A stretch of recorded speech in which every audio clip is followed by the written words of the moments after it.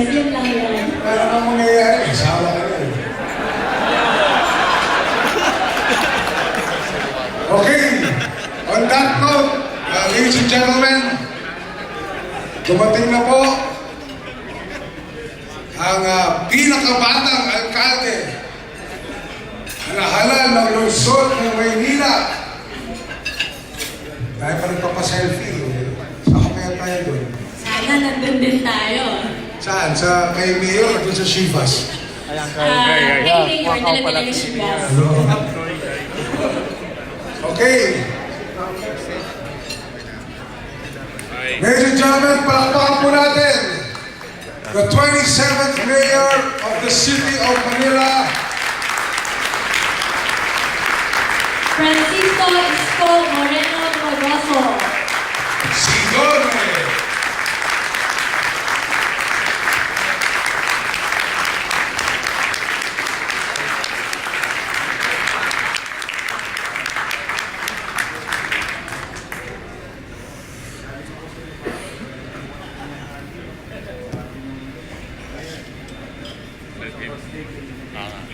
Restless.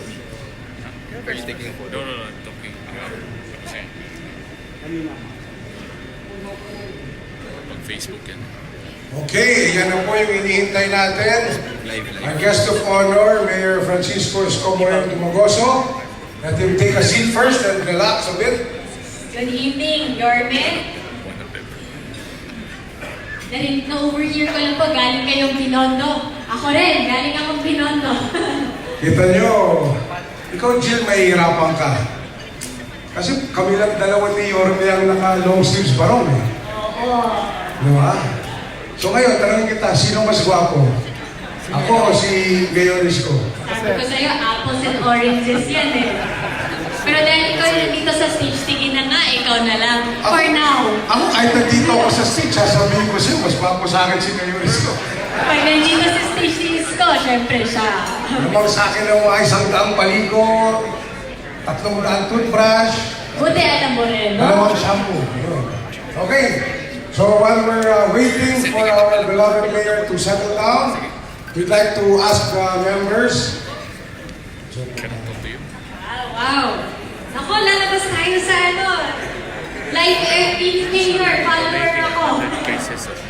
Okay, so we'd like to invite our members please to settle down after the beloved Mayor has caught his breath for a while, have something to eat. It's time to begin our score. Ng Maynila. Game na? Mayor, game na tayo? O, pahinga muna kayo kasi magpapakilala po sa inyo si Yusek. Pero ako, I want to share a story for the Mayor. I don't know if naalala pa to ni Mayor ISKO. It's a long time ago, wala pa siya sa showbiz nun. Wow, what's this story? Okay, he was not yet in television as an actor. Hindi pa pumapasok sa isip niya yung pumasok sa larangan ng serbisyo publiko. Okay. Okay, he's from Tondo. Isang po sa mga sikat na bar dito sa Metro Manila, nung okay pa yung lugar na yun, Wilmington, wala pa mga BGC, wala pa mga pagkinitan. Was Remembrances. Okay. Naalala nyo nga, di ba? Naalala nyo. Okay. So, that bar, it's a small, nice piano bar. Okay, one of the people who performed there, Yusek, is a blind pianist. Wow, okay. Na he performed already for so many politicians, dignitaries, who often go to that place to unwind. So may malate lang po yun. Ang hindi nyo alam, that time, when the beloved Mayor was not yet even in showbiz, hindi pa siya nag-aartista, he used to walk that blind pianist Wow. from Tondo all the way to Remembrances, all the way to that bar. Tapos, yung ibibigay sa kanya ng pianista, yung hinandang dinner Wow. para sa pianista. The blind pianist would give, kumbaga, as a thank you, yes. as a gesture of thank you to Mayor ISKO, yung pagkain niya. si Mayor naman, ang ginawa niya, sinasabi niya doon sa bulag na pianista, okay lang, happy na lang tayo. Oh, ang bait naman ni Mayor. Okay, so... Paano mo alam itong story na to? Ikaw ba yung pianista Madalas ako na yun? Parang sinabi mo ang ganda mo. Buti ramdam na ramdam ko. Tambay din tayo doon eh, pero sa labas lang. Parang club trip Ikaw lang pala kami. yung nakikichismis. Neto, but that bar is one of the few treasures that Manila had, just like Hobbit House. Nice. You know, it's one of the few places na talagang pinupuntahan during the glory days of Manila. That time when we used to celebrate the Manila, we used to celebrate Miss Universe and yung ibang mga international film festivals dito po sa Manila. And I believe, under the leadership of Mayor ISKO Moreno, we can bring back the glory days Correct. of the capital. I'm looking forward to that day. Actually, I'm seeing it unfold this very moment, actually. Now, past days, months, we're seeing so much beautiful things happening in Manila. Kaya nga, makikita natin ang score ng Maynila tonight. Yes, pero we are not, I am not, kumbaga, hindi ako pwede magpakilala kay Mayor. Oh, bakit? Wala pa tayo sa ganung caliber. Dapat yung kasing caliber ni Mayor yung magpapakilala sa kanya. Of course, sige. Pero pwede mo siya pakilala. Ma'am, pwede na po. Are you okay already to introduce the Mayor and come up or? Okay, I'll introduce you first, ma'am. Because, Bigatin itong speaker natin. Kailangan meron siyang formal, brief introduction. Our first speaker and also yung magpapakilala kay Mayor ISKO is the youngest of 7 children, or for me personally, one of the greatest fiscalizers the Senate ever had. Walang iba kundi si Senator Blas Obre po yun. She was a 2010 senatorial candidate. At that time, kasabay po niya si Mayor ISKO when they ran. She was the Chief of Staff for Secretary Obre in the Department of Foreign Affairs. She is an author. She is a radio host for DZXL and other stations for Bantay OFW. She is a USEC. She was the USEC during the term of President Gloria Macapagal-Arroyo for the Department of Labor and Employment. And she is the current president of the Blas F. Obre Foundation, a champion po, my brothers and sisters, champion for the rights of the OFWs and the Filipinos who are working abroad. Ladies and gentlemen, palakpakan po natin. It's our honor to introduce Undersecretary Ms. Susan Ople.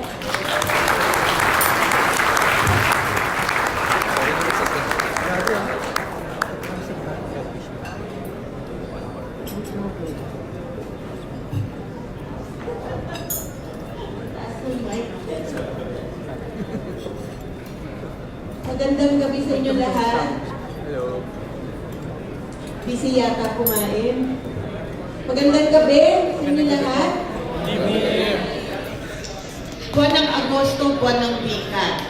Buwan din yan at ang wikang Pilipino, yun ang wika ng ating mga bagong bayani. So pagpasensyahan nila kung magsasalita ako sa sarili nating wika. Okay lang ba yun sa inyo? Ay, kung may mga katabi kayo na foreigners, mag-Google Translate na lang kayo for them. Okay. Unang-una, maraming salamat. Thank you sa JCI Manila, LA, maraming salamat. Kay Brian, kay Obi, kay Dino, lahat ng mga nakakatrabaho ngayon ng Blas F. Ople Policy Center. I just want to tell all of you that JCI Manila recently hired 2 victims of human trafficking and are now training so many others.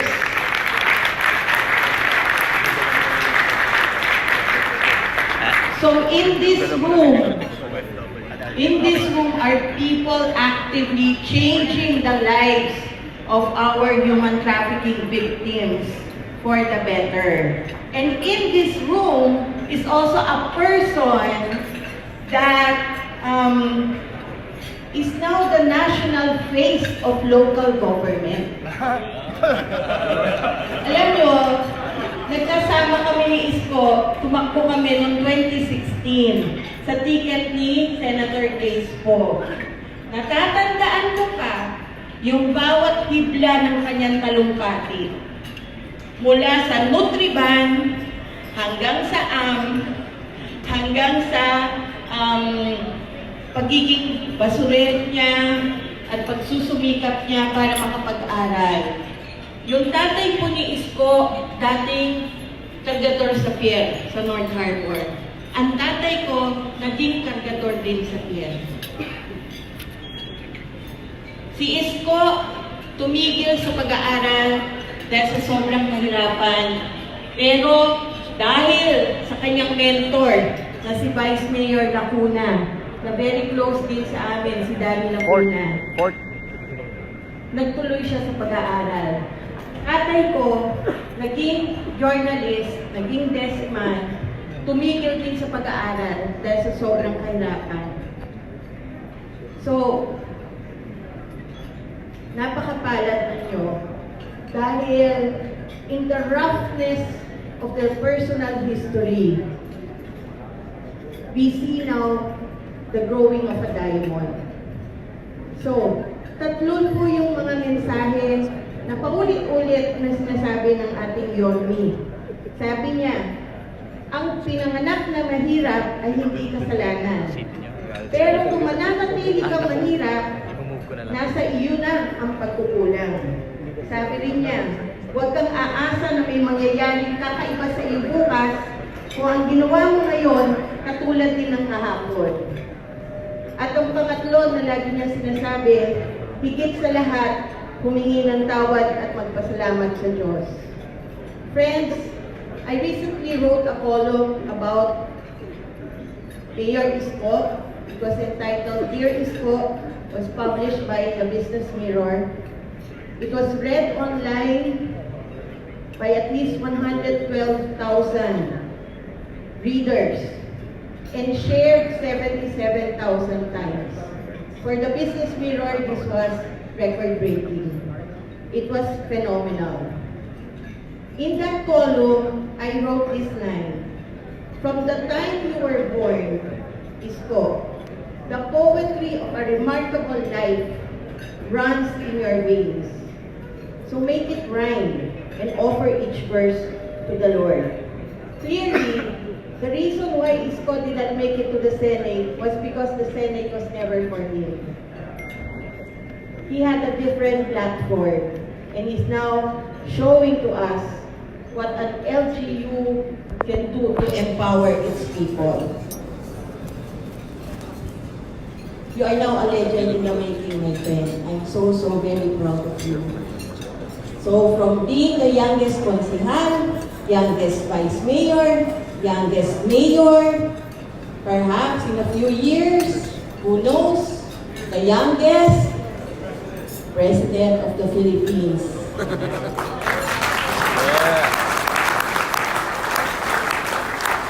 Pero knowing him, ipapasa Diyos lang niya yan.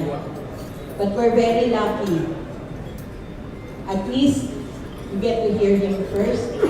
And at least today, tonight, you get to see a glimpse of someone who will change not just Manila, but our country for the better in the coming years. So friends, ladies and gentlemen, JCI Manila, please welcome to the stage, Mayor ISKO Moreno.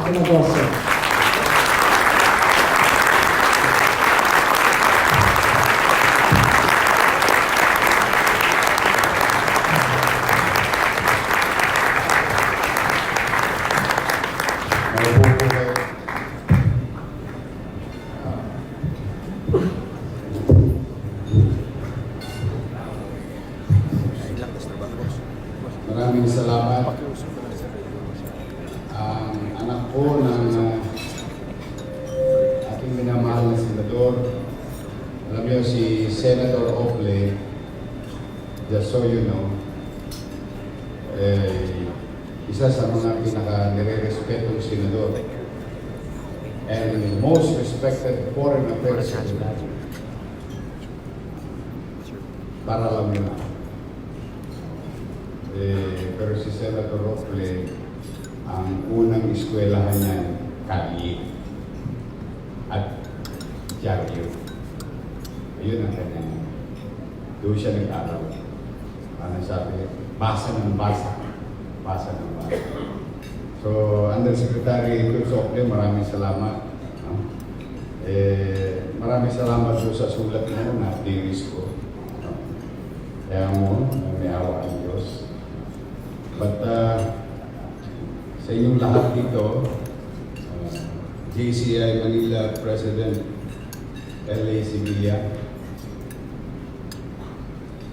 JCI Metro Area Vice President Mark David, Metro Manila JC Senate President Albert Alday. I hope tama yung pagpo-pronounce ko at pagpapasensyahan nyo na ako. JCI Manila Past President Cecilio Pedro. May common friend kami. Kung nandito lang si Kuya Jerms, malamang tatlo kami magkakatabi. Paborito ni Kuya Jerms. All JCI Manila Senators and Members, all JCI Philippines members, magandang gabi sa inyong lahat. At marami yata sa inyo rito, hindi taga Maynila. Welcome to the city of Manila. So, una ay maraming salamat sa inyo. Pasensya na rin, medyo lobat na ako. Hanggang kasi kagabi, we inspected a park.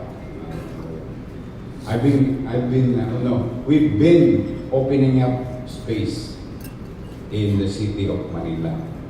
Siguro naman by this time nakabalita na kayo. So from the streets, to parks, to heritage, and kanina, pagpunta ko rito, kaya medyo malimo, amoy araw ako dahil binuksan namin yung isang kalye na nawala. Hindi ko alam kung sinadya.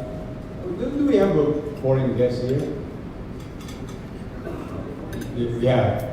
I beg your indulgence. You know, my English is good, but I need cash.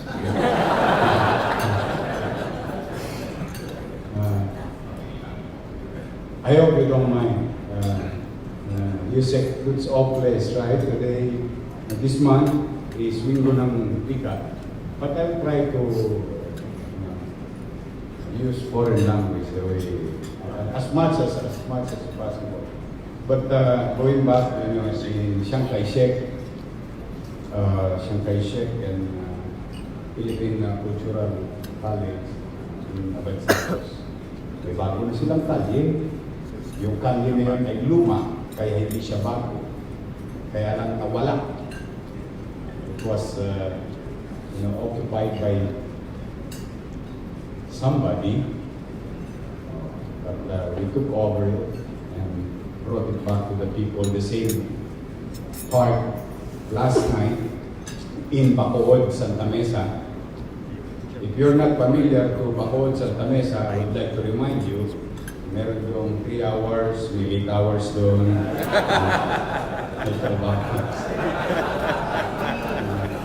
Mukhang familiar kayo.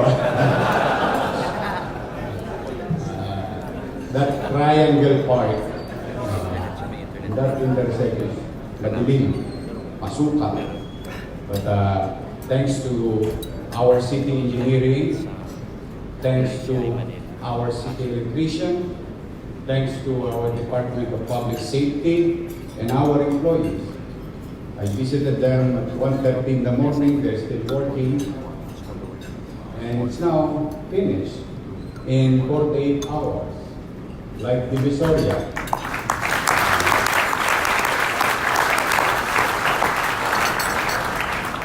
But the night before that, so nung isang gabi, we dedicated another part. If you're familiar with the United Nations in the corner of Top Avenue, that Plaza Rueda, dati rin madilim. For me, ako na-enjoy na. So anyway, on the side lang, kaya baka mapasin nyo, baka malami ako, hindi po talagang medyo patang-pata lang ako ng konti. Because I cannot rest. If you're from Manila, you can relate to this statement. Ang Manila yung dugyot, libagin, banilin. Alam mo yung banil? Yung libag na ayaw matanggal. That's how Manila now. Chaos. Tyranny. Everyone wanted to have a piece of the enterprise. It's like a pizza pie. Families are trying to share, enrich themselves for personal economic growth at the expense of the people. So that's why we were deprived of development for 2 decades. And I challenge each and every one of you, i-GMG nyo. Alam niyo ba yan? Yung asawa ko, pag may tinatanong ako, sinasabi, i-GMG mo. Ha? Ano yung GMG? Google mo, gago.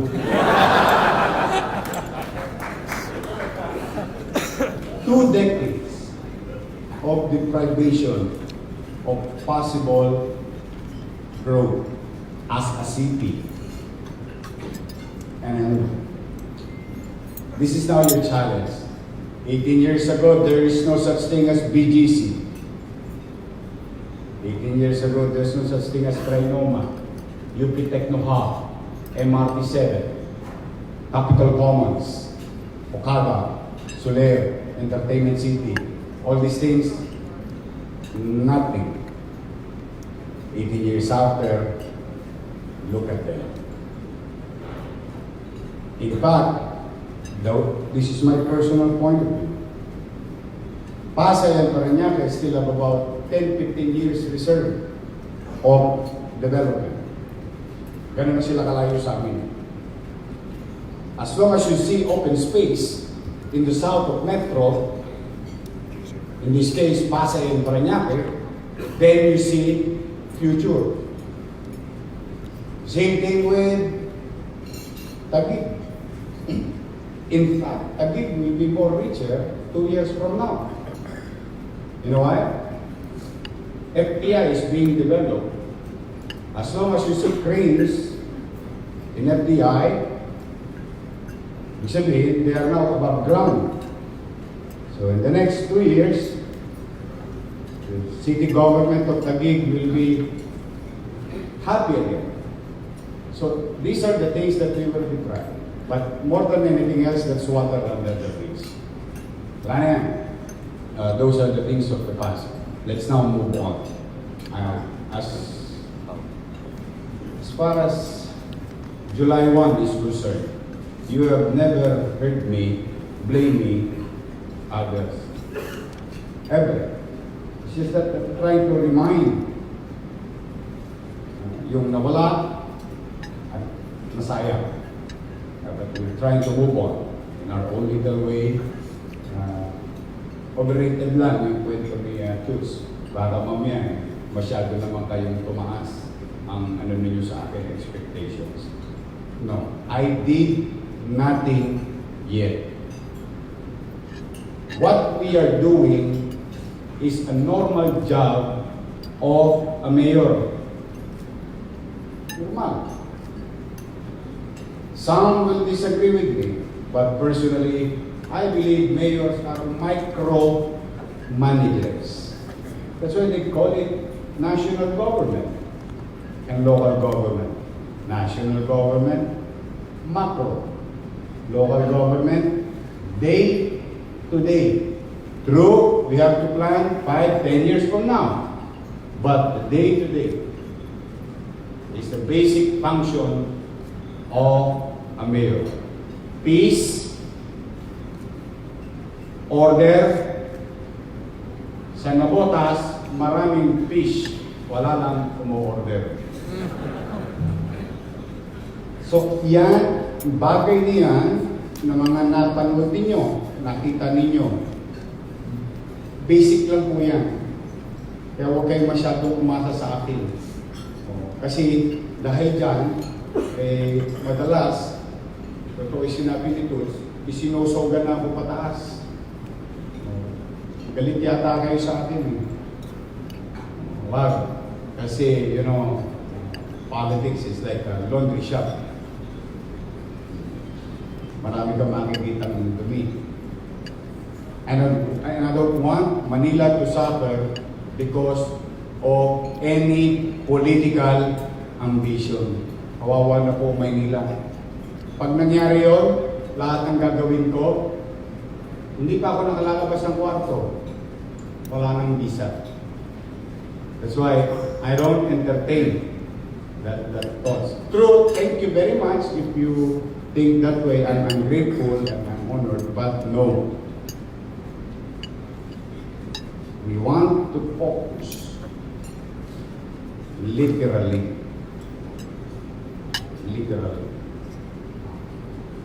Sabi,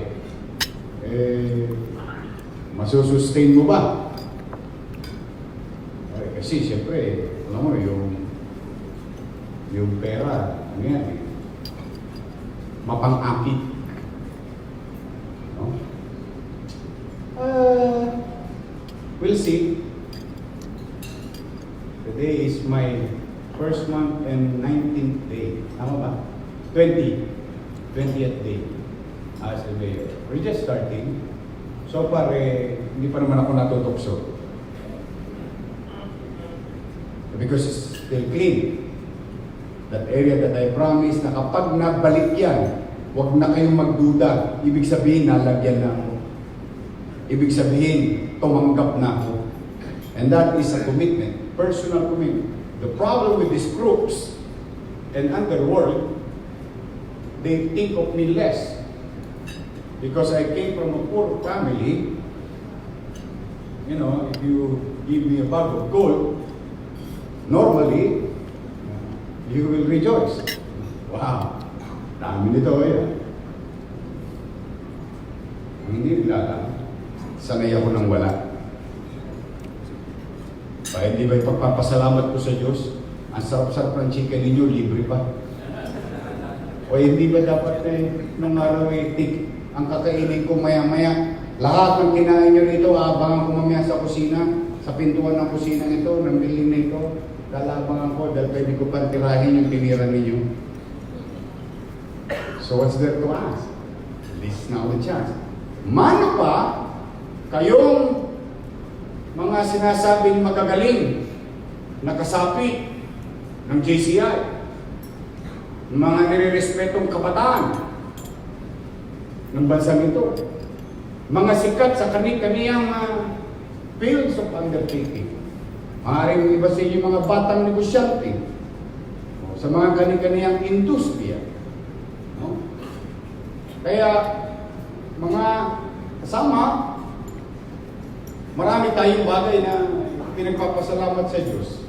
Yan, kaya po kayo, sana, someday, come and continue to hope. May panganganak ding susunod sa atin na magiging mabuting leader ng ating syudad o ng ating bansa. Today, totoong mahirap itong nangyayari sa Maynila. Can I sustain? Going back to the question, I cannot promise you tomorrow. Nobody will. Or nobody can. In fact, o sinong tasa kamay dito ng buhay bukas? See? Tama. And that's the right attitude. Nobody is guaranteed of tomorrow. But what we can do today is to excel. We can plan for next week, next month, a year, 5 years from now. But today, I'm going to excel from my field of undertaking. And diyan ko kayo hinihikaya. Sapagkat ang Maynila po, ang pangalan ninyo, tingnan ninyo, you are representing Manila.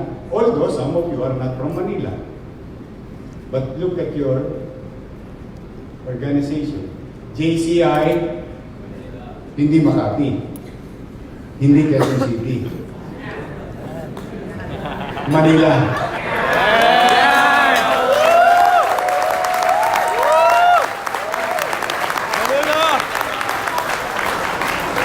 And that is the challenge. Why? Kailangan lalo kayong magiging. Bakit? Ang Maynila ay kapitolyo ng bansa. Ang Maynila is the window of opportunity, the window of the country. And there was a saying before, if I may, tama ba yung sinabi ko?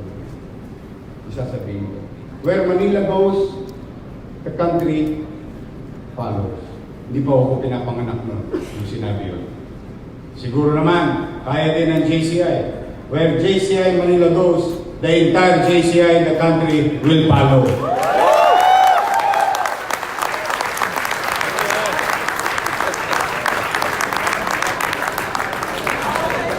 Kaya ba? Yes! Well, kaya? Kaya! Naman! Of course.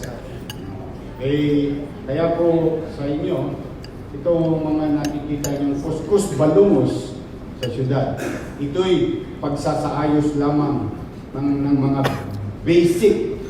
What we're trying to do also is to go back to the A of alphabet. Elementary of governance. Before I'm going to construct 5 years from now vertically or horizontally, I would like to put and lay down the foundation, policies, direction, that in Manila, no more monkey business.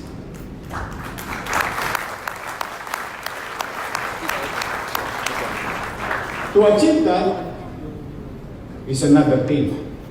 But with the help of each and every citizen, especially organization like JCI Manila, another organization, sensible people, I think walang dahilan na hindi tayo magtatagumpay sa layunin nating itaguyod ang syudad na ito na mukha ng bansa. Kaya bago ko bumabad, mahirap po ako makakahawak ng mikropono. Madaldal po ako talaga. Mas mabuti ko, sige, let me answer things in your mind. Yung mga maaaring katanungan, doubts. But at least, I hope, before I end, I hope na-appreciate ninyo yung ginagawa ng aming mga kawani sa pamahalang lungsod ng Manila.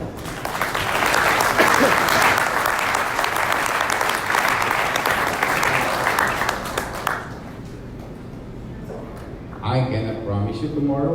Yes. I will excel today. Yes. But this is your take from me. And remember this.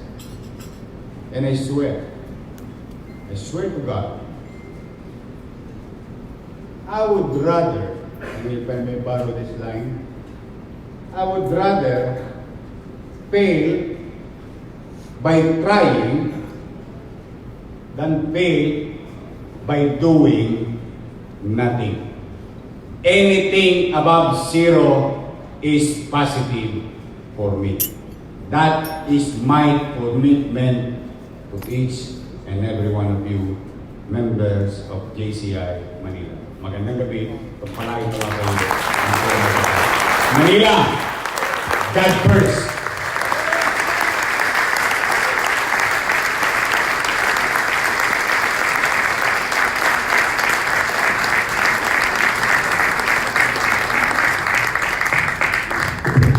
Thank you, Mayor.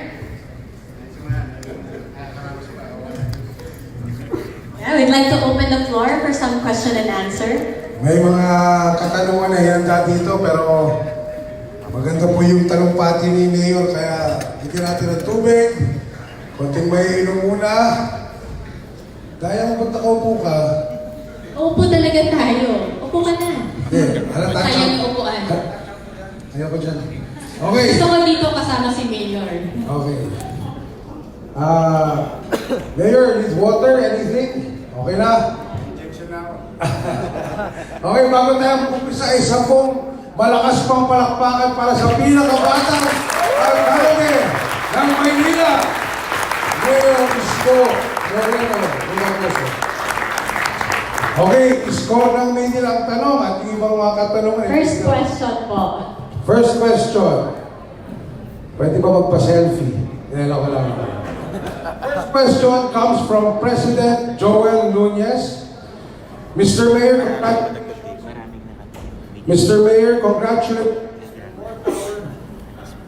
Check. Mr. Mayor, congratulations and more power on your mayoralty. A lot of businesses got into a financial fix because of the high taxes imposed by your predecessor. Is there a plan for your administration to offer amnesty or to rationalize the back taxes of these businesses? Good question. Ganda naman ang tanong ninyo. Kasi late na yung tanong nyo. Because last week, we just passed a new law and signed it with our commitment to tax plan during the campaign. We approved the City Council through Vice Mayor Hanel Lacuna, the members of the City Council passed the general tax amnesty program. The logic behind the logic behind is simply because of the question. Marami sa syudad ang nangangahirapan na magbayad ng kanilang obligasyon. Dala ng humina ang negosyo o medyo nagipit o nahihirapan talaga at all. Dahil ang buwis po ng Maynila hanggang langit, malapit na sa Mars. Opo, it is unfair for any of you to pay taxes and you don't see any improvement. I know for a fact, at least 99% of the people here today will not go to hospital ng Maynila when they are sick. You will not go to our health center when you needed that kind of service of that facilities. So what do you need? Simple order, peace, harmony. Yun lang hiningi nyo. Kaya yung taxes, pagka nagbabayad kayong mabigat, hirap na hirap. Kaya sabi ko, to show goodwill of this new administration, let's address that problem. Una namin ginawa, pass that law, so that all penalties and surcharges and interest will be waived up to December 31 of this year. This is the longest amnesty in the city of Manila. So it includes, that's why it's called general amnesty, even business tax. Yung mga hindi nakapagsara, dahil ang mahal magsara, yung mga dumalawang libro, pwede nyo nang linisin ang libro nyo because wala nang fixer na ipipix sa Manila kasi may general amnesty na. And this is the time for everyone, by 2020, we start from zero. Clean slate. Wala nang dapat kayong ikaba. Sapagkat yung pagkakamaling pagkukulang ng ilan, dyan naman nagiging enterprising ang mga kawani ng pamahalaan. The one who picks your book is the one who's going to ayan na magchuchuchu sa iyo. May problema yung kumpanya na yan. Sila rin. Kaya para mawala yon, wala nang reason to hide. So I'm giving you that opportunity. Second, sa awa ng Diyos, napakabilis po ni Vice Mayor Rani Lacuna. Base rin sa aming tax plan, no? Naaprobahan na ang bagong real property tax. Ang commitment ko when I'm campaigning is 40%. At sabi ko, first year, 20%, second year, 10%, third year, 10%. That's total of 40. So, by next week, after I arrive from travel, pipirmahan ko na po ang bagong real property tax, lowering it by 20%. Now, third, kung meron man kayong sobrang pera dyan, mamili na kayo ng lupa sa eskolta. I want you, and I challenge each and every one of you, including your fathers and mothers, or your corporation, buy a property there, build minimum of 20 story, and I'll give you 15 years of holiday.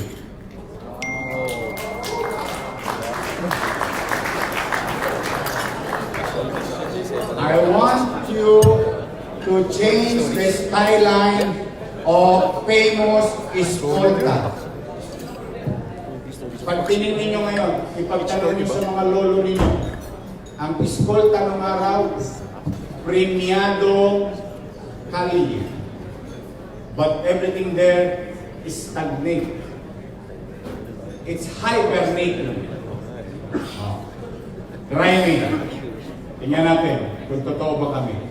At the minimum of 20 story, you will get tax holiday.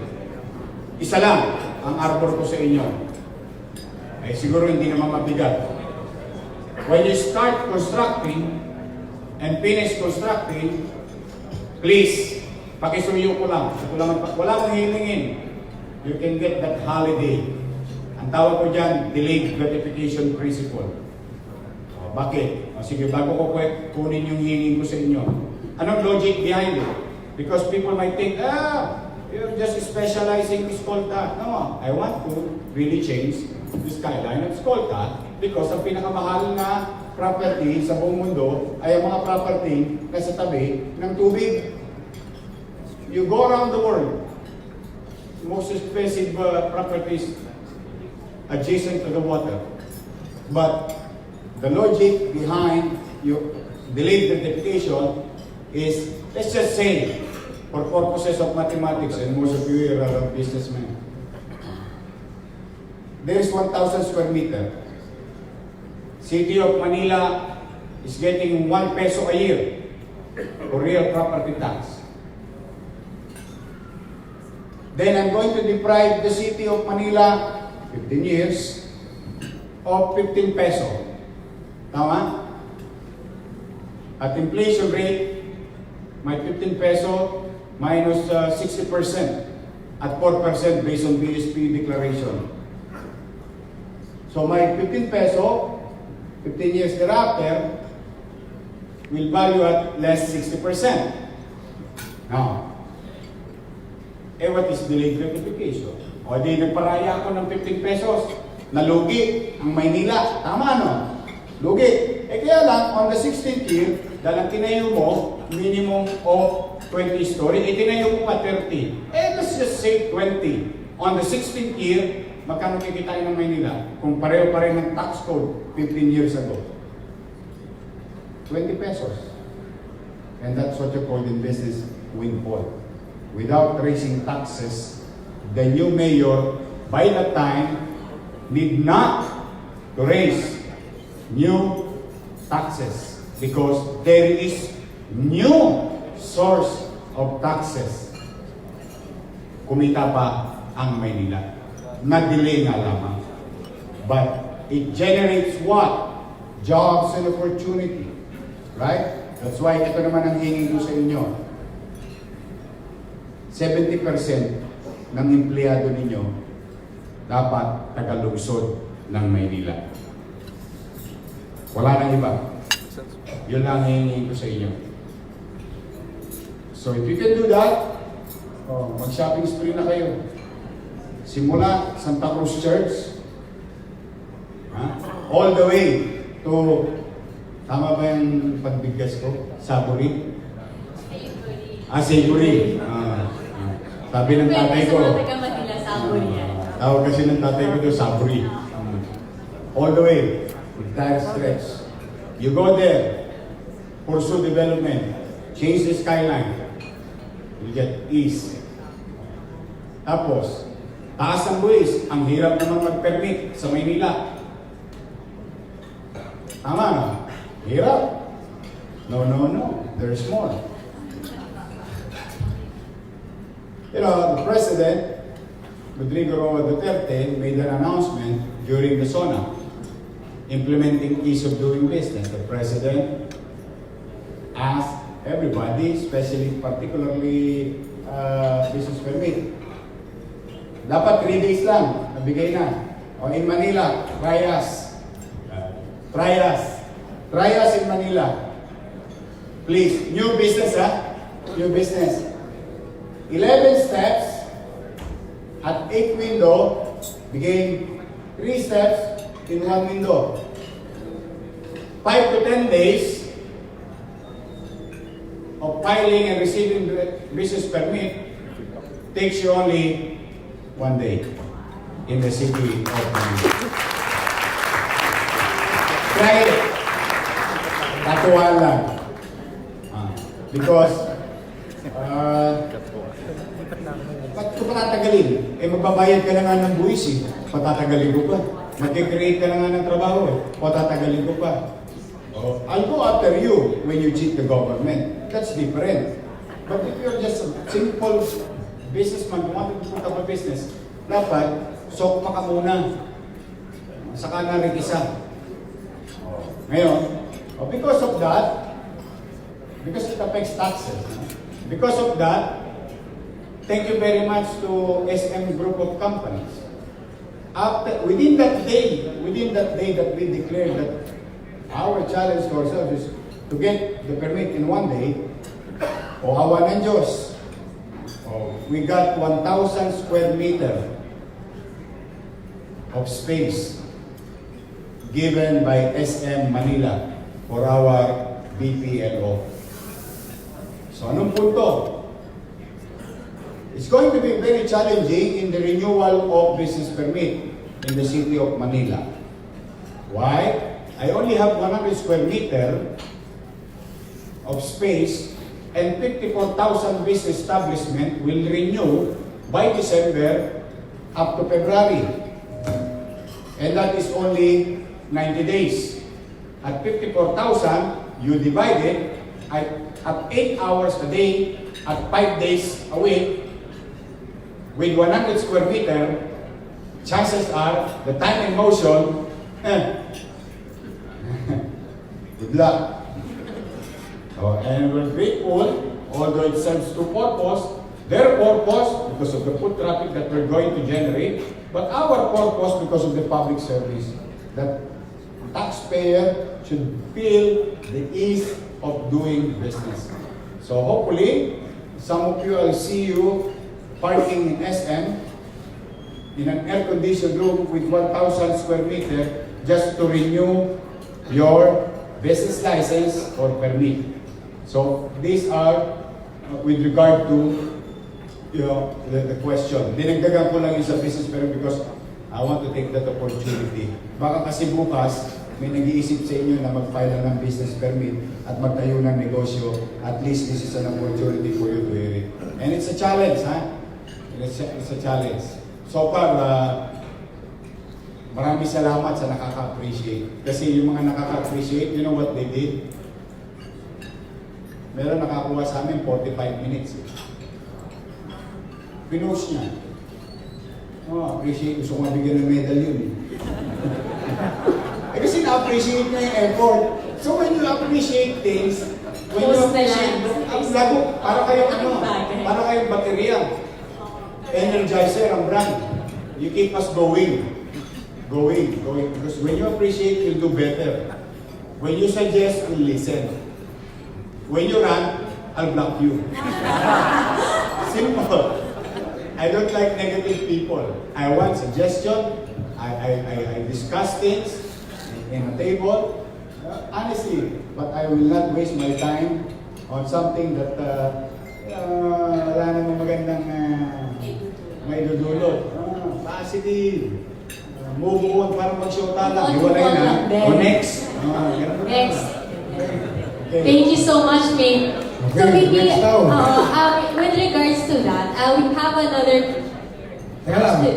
bago mo itanong yan, medyo mahaba sungkot si Mayor, kinakount ako eh. Sige, go. Di daw nakita Mayor ko sa likod eh.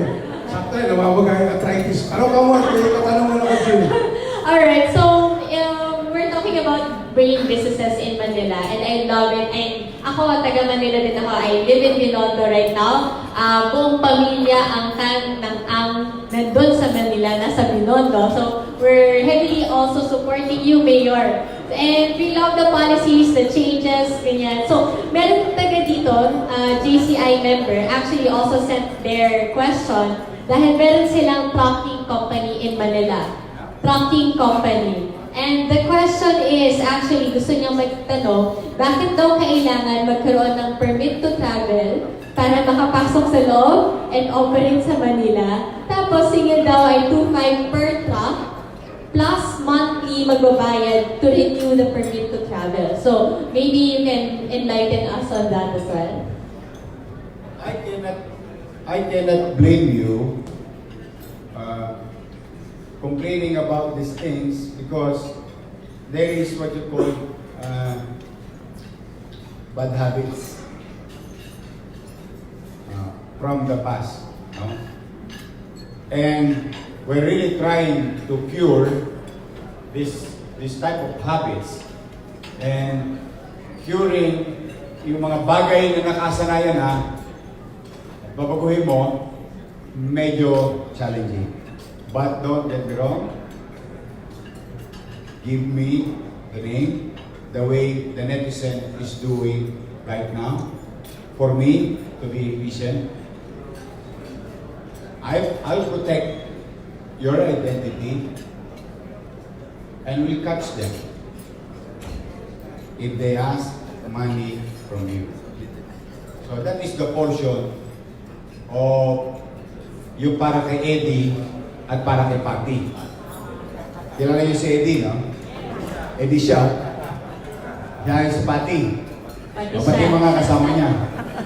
Because I'm really going after them. For so many times, you've been seeing Facebook Live. Yes. Almost every Monday. Kami yata may pinakamaraming wanted na nakukuha. Di ka ba natatakot, Mayor? Well, that's what you call occupational hazards. Talagang kasama niya. Now, okay, that is the money portion. Now, to the policy portion, kailangan ba ng permit? Abay, syempre naman. For example, let's just say, I don't know kasi kung ano yung laman ng truck. Let's just say, chemical. You pass by on pills. And you're bringing chemical. Your load. Something happened. So which is which? To allow you during regular hours or to allow you during the evening and give you pass so that nagkataon lamang na doon mo i-deliver yung produkto mo. So these are policies that will create anong tawag yan? Confusion and subject to discretion by some of our enforcement unit. But we'll continue with the policy that you have to seek certain level of permits with regard to accessing roads. Because there are roads designed hindi para sa truck. Kasi para, at least for your additional info, may mga kalye na tama lang. May mga kalye dinesign naman para sa heavy load. So, hindi yan para ipagdamot. It's just that, okay, let me ask you, may idea ba kayo ng delivery ng truck sa BGC? Wala kayo idea. O sige, ganito na lang. Tomorrow, if you're going to be in BGC, or even in Makati, Ayala Lona, pansinin nyo lang. Magmuni-muni lang kayo. Just stand up in the corner. Diba they're constructing building non-stop? Have you seen any trucks during daytime? Parang wala. Well, ba't hindi nyo kami payagan? Magdi-deliver lang kami ng bakal. Magdi-deliver lang kami semento naghahanap buhay lang kami. Pero why? Bakit wala? Tapos, di ba, gumigimik ka sa gabi, nagtutugs ka, diba? After mo uminom, nyumangga ka sa labas, lumabas ka. Ano ba mga barmen doon? Ano ba yung mga...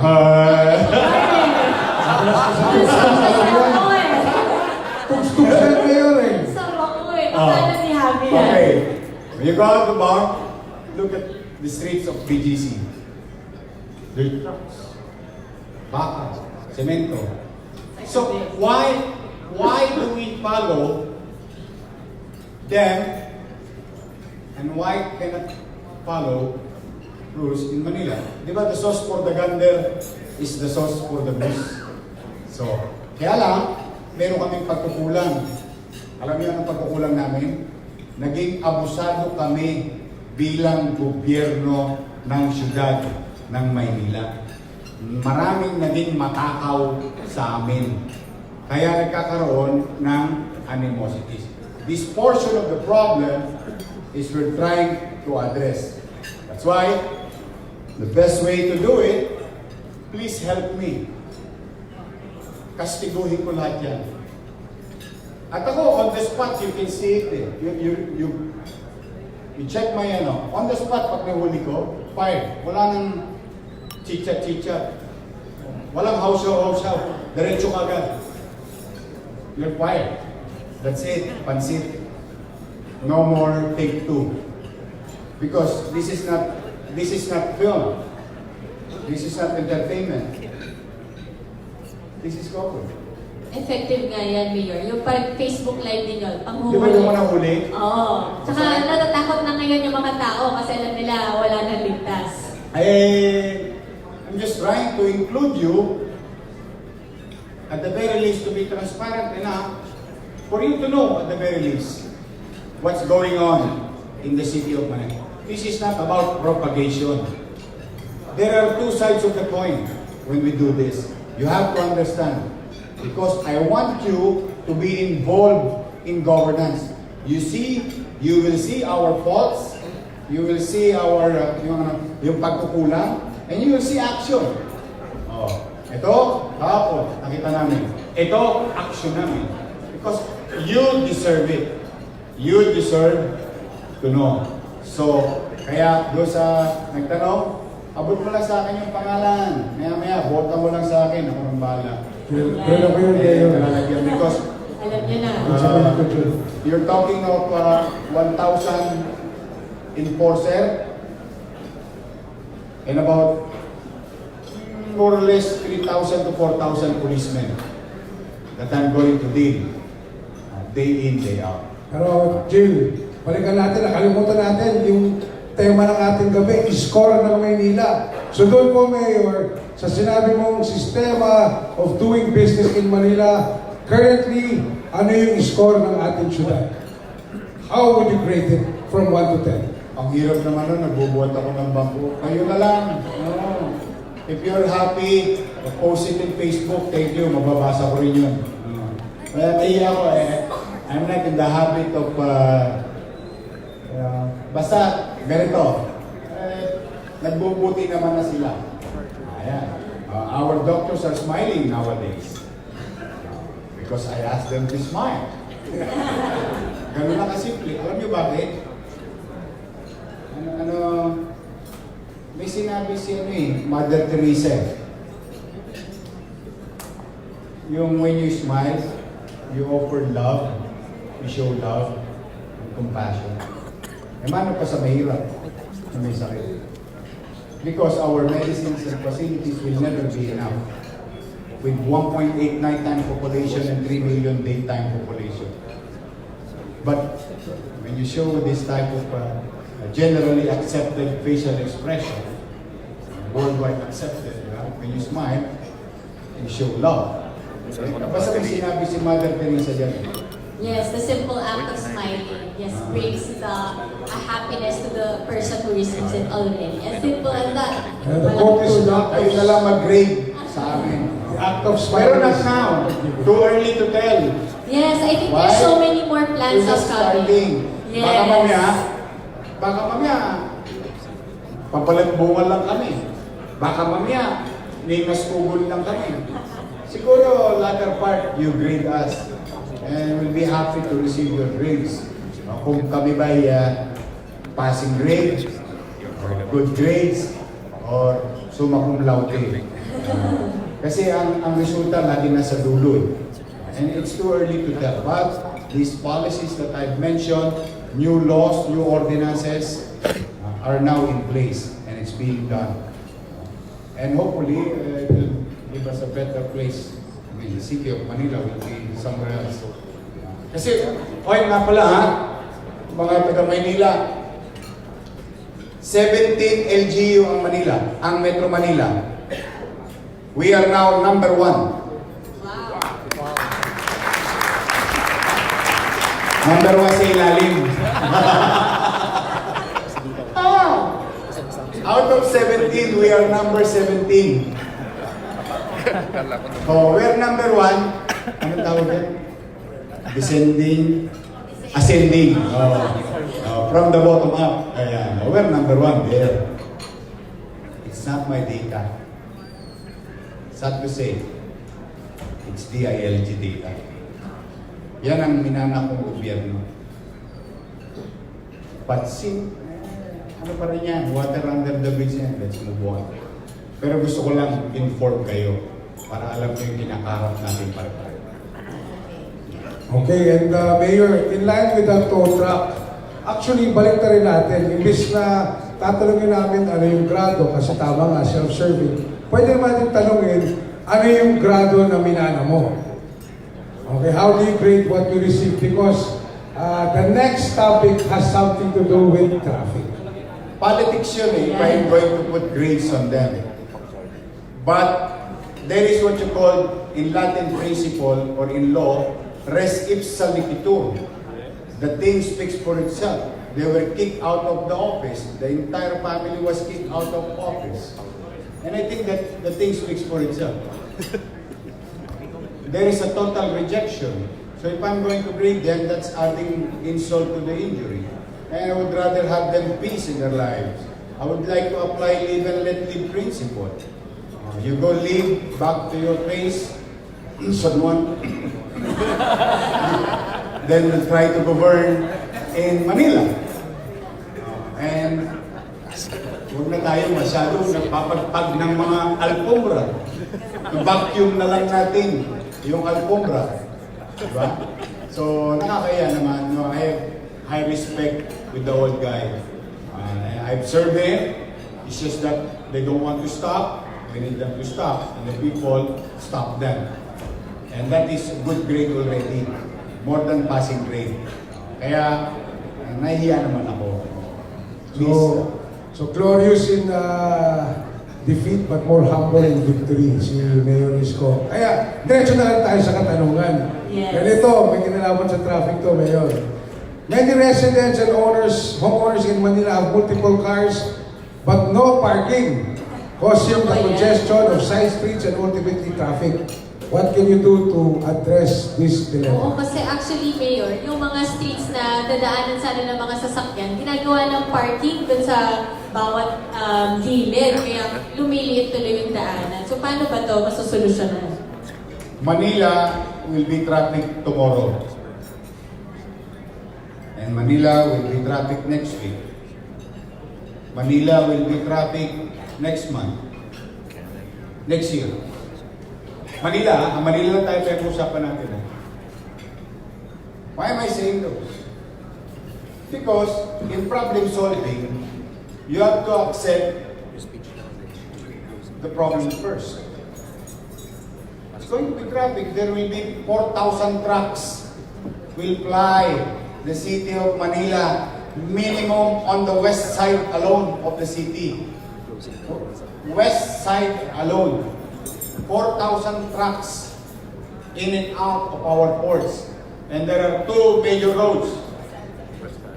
The entire Ating and Roas Boulevard and Finance. So that area will be challenging day in, day out. Now, will I stop commerce? No. Will I watch them? No. That's why there is what you call one lane. If there's 4 lanes of Roas Boulevard, I'll dedicate 1 lane for the trucks, and the 3 remaining is for everybody to enjoy it. So what are your plans, ISKO? Well, JICA, USA, I think ADB, including ADB, came up with a study that the country is losing about 2.4 billion. That was in 2016, 15 or 16, that study. A day because of traffic. And sabi ron, 6 months thereafter after that study, I think it's the same year, sinabi ron by 2030, the country will lose 30 billion pesos. A day because of traffic. Now, what can we do? Can we be parochial in our mindset or in our mind? No. So what's the best thing that we can do? Is to manage traffic. And how to manage it? Our goal is if John Doe, every day of his life, from point A to point B, is doing 2 hours, if I can do it at 1.5, will you be happy?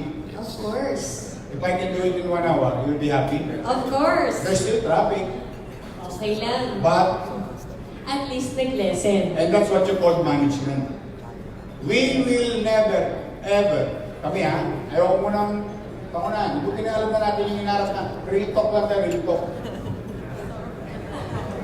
Kasi, baka mamaya kasi, you expect too much, no? Real talk, we can never resolve traffic now with rules and regulations. The best way to do and resolve traffic is infrastructure. Infrastructure and vertical development takes time. And I'm happy nakinig sa amin si SM or SMC San Miguel. Buksan nyo na yung available na skyway via Manila to Columbia to east the boundary from Makati to Quirino, which mga 2 linggo nyo na natitikman. Nakakatikim na kayo, ha? So imagine mo na sa ilalim ka. Now, so we will try to manage it, and the only way to solve it is to duplicate roads. How to duplicate roads in a 500-year-old, almost 500-year-old city? Horizontally, you cannot. That is what you call going to Pluto. Because you have to buy all the properties adjacent to the street, which is, ayun nga lang train Tutuban, Malolos, Clark. Hindi matapos-tapos yung ROW na 265 magta 20 years na, naka 180 pa lang silang ROW. And still pending before the court. That's why you cannot build that train. So going back to Manila, how can you widen streets? Horizontally. That is going to Pluto. Ganon kahirap siya. Now, how? Vertically. In this case, Skyway, maraming salamat. And if you're in traffic business, I would like to inform you, you'll be happier going to the north. Because the takeoff is within the boundary of Nabotas and Manila. from the port, which is about 200 meters away in the first gate, and about almost a kilometer away on the second gate, and about 2 kilometers, 2 kilometers to ICTSI, and about 3 kilometers to ATI if you're coming from the north. No? And hopefully, if given a chance, which I saw it already, there will be another takeoff from R10, from the north, R10, all the way to ICTSI direct without traversing the intersection of Zaragoza and Belmonte. So these are the things that will solve traffic or ease traffic in that portion of the city. Now, let's go now in the middle part of the city. Mid part of the city has 2 belt or university belts. The northeast portion of the city and the southwest portion of the city. There will be about, let me check that, about 100,000 students will go to UST, about a few thousand to FEU, CEU, Sambeda, and so on and so forth. In the southwest, you have now PNU, PWU, LaSalle, Pinil, and so on and so forth. So these people will come in and out of the city, and this will add up to the lesser space because science will dictate space occupied by mass, lesser space. Science 101. So, and we cannot widen our streets. So, Top Avenue, for that matter, always think twice. Ross Boulevard on the second lane, don't go there. It's a crack lane. But there is service road, but except for the Shakey's area or Max. Kasi nag-collapse. Pero ano lang yun, madali lang yun. Now, same thing with Espanya. Because of this. Because of our geography or institutional location. Other than that, medyo magang na. Third, what can we do with the vehicles parked in the respective areas? Well, live and let live principle, except for the mabuhay lane. Non-negotiable. Yung iba, we tolerate it. Why? Siyempre, alam mo, ang tao, gusto magkaroon ng kanyang sarili. Dahil gusto niya magkaroon ng kagaangan sa buhay, pero at the same time, at the expense of others. I think discipline should be implemented. Like sharing price you have to pay. Kaya nangyayari dyan, ang ginagawa namin, lately mapapansin ninyo, inaakit namin sila sa bangketa. Lately, may mga streets kayo mapapansin, nakaangat sa bangketa. Now, wag na kayo mag-alala, there was an abuse happened about a few months ago and those years. Towing in Manila. Remember July 1 and I said, wala nang towing sa Manila. Bawal ang towing sa Manila. The problem with that policy, laging may kabig. Ito naman na yung abuso. Ay, di ba parada na lang kahit saan. Tama? Hoy, sinabi ko lang bawal ang towing. Pero may clamping. Why? Why did we go to that portion of penalizing mga matitigas na ulo? Alam mo bakit? Ang hirap ng pakiramdam. Alam niyo yung pakiramdam na yung kotse mo, iniipon-ipon mo, binabayaran mo buwan-buwan, paglabas ng bahay mo, wala na, kala mo nakahanap. Alam mo yung sitwasyon, have you been to that situation? Yung kapag mo, kala mo nakahanap ng kotse mo, yung pala natow. Oo. I think that's too much to bear for any person who is striving, trying to make a living. Kaya para maalis, at may abuso kasi. Tow dito, tow doon, nadurog, nabasag, sisiyan dito, sisiyan doon. So that's why, there's now. So, to cut the long story short, okay, pagkalala,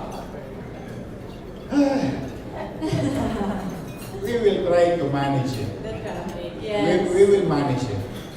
But actually, Mayor, alam mo, naramdaman ko nga from Recto, Ilaya, ganyan, Divisoria, talagang lumuwag. And dahil doon, parang kabit-kabit na nag-ease din yung road, yung mga jeepney, di na din We made, nagpo-park.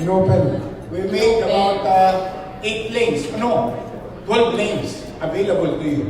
2 kilometer of 12 lanes. Correct. And that's what you call Asuncion Recto and Abad Santos Recto. Sana hanggang And we December. made another 3 kilometers of open space. That's Juan Binondo to Plaza San Lorenzo Ruiz. Teka, ISKO. Bakit yung mga binabanggit mo parang kalye? Ba't yung sinabi mo made available? Hindi. It was occupied. May kalye pala dun. Tama. Oh no, it's available. Malaking bagay. Malaking So, bagay talaga. nadadaanan. Except, this is now governance. Ito na yung sinasabi natin na pagtawid natin sa alambre. Oh. Bilang pagmamahal naman sa mga maliliit nating kababayan. Oh. Backbone, non-negotiable. Fishbone, sige, habang wala pa kaming may bibigay na kapalit, sana mari kayo makapagkanap buhay ko. Pero, base sa pulisiya ng gobyerno, hindi sa pulisiya ng organizer. Yun. Doon sa mga nagtatayo ng mga hawkers doon. Yes. Sinasabi Kaya nila, mayad lang dapat ng vendor, etnep sa umaga, etnep sa hapon, aquarents lang yan. Yan lang dapat ang binabayaran nila sa pamahalaan dahil may resibo yan.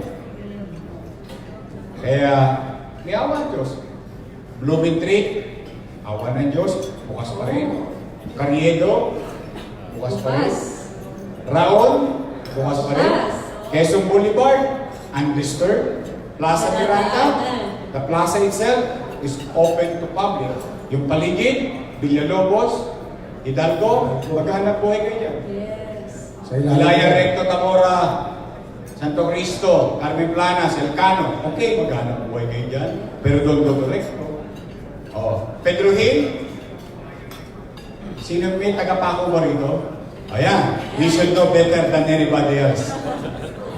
Pedro Hill, from Top Avenue, the 7-Eleven portion,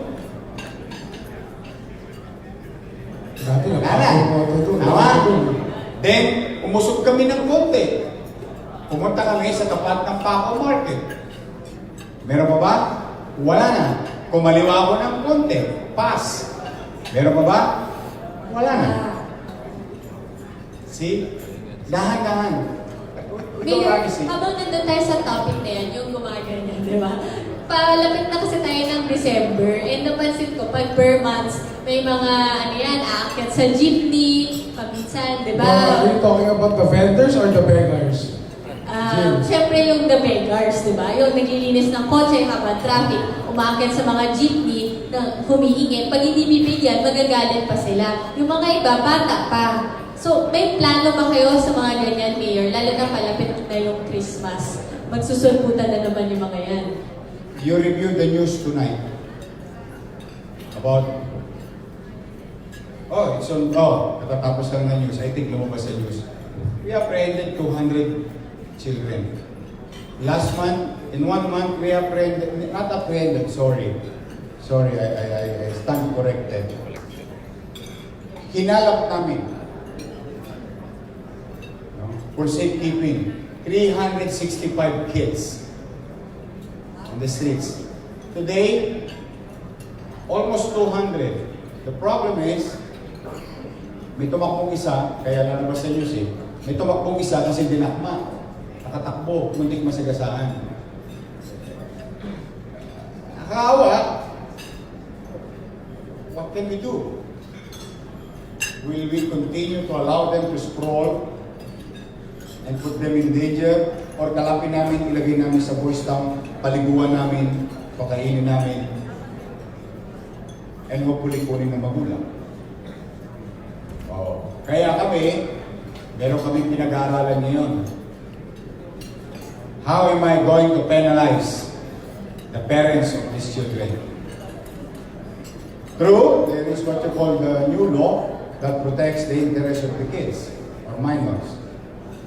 Ngayon, gano'n na lang. Di magulang, ikaw ngayon nagpe-penalize na. Kasi alam niyo ba bakit?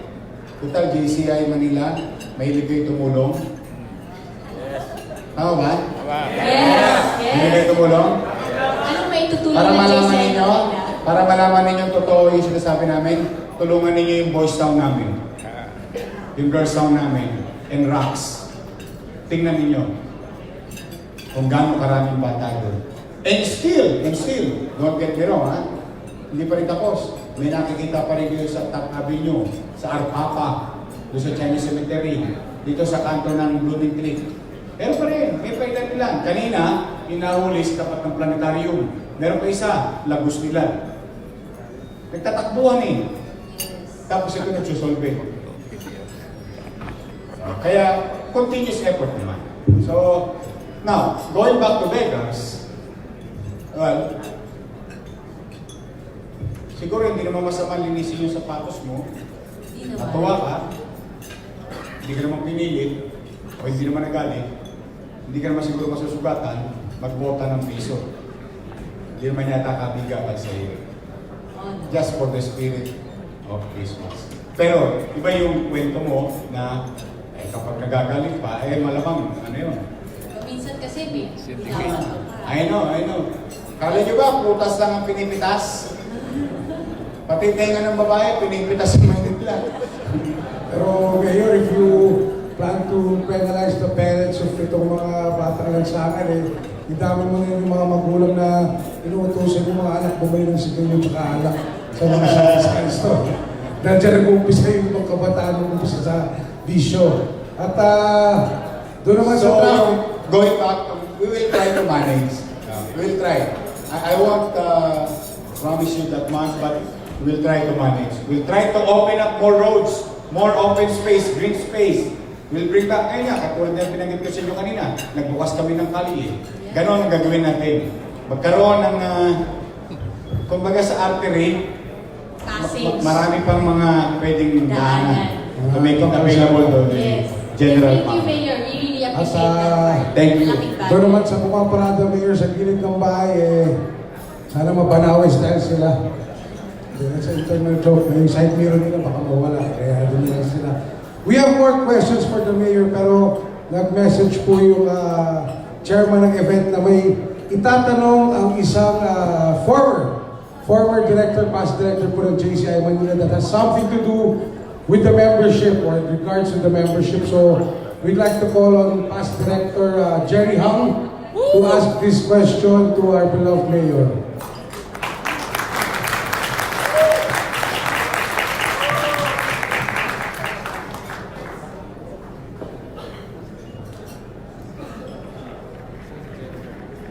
Nawala ko siya. Jerry, kung wala ka pa, Jerry, ito lang. Kasi nag-text yung isang member natin yun, hindi nagkakaproblema sa traffic, Mayor, kasi Bombay. Si Mohit, so nakamotor lang yun. Pero kung nga yung tanong mo, Mohit, ito mo rin kay Jerry, minessage mo sa akin, tika lang, boss.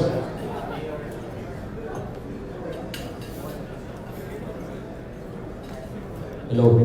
Mayor, good evening. Question now. So do you agree with the no garage, no car policy? I mean, kasi di ba yun yung isa sa pinaka-cause ng traffic sa Manila. That did not answer the problem. it will never.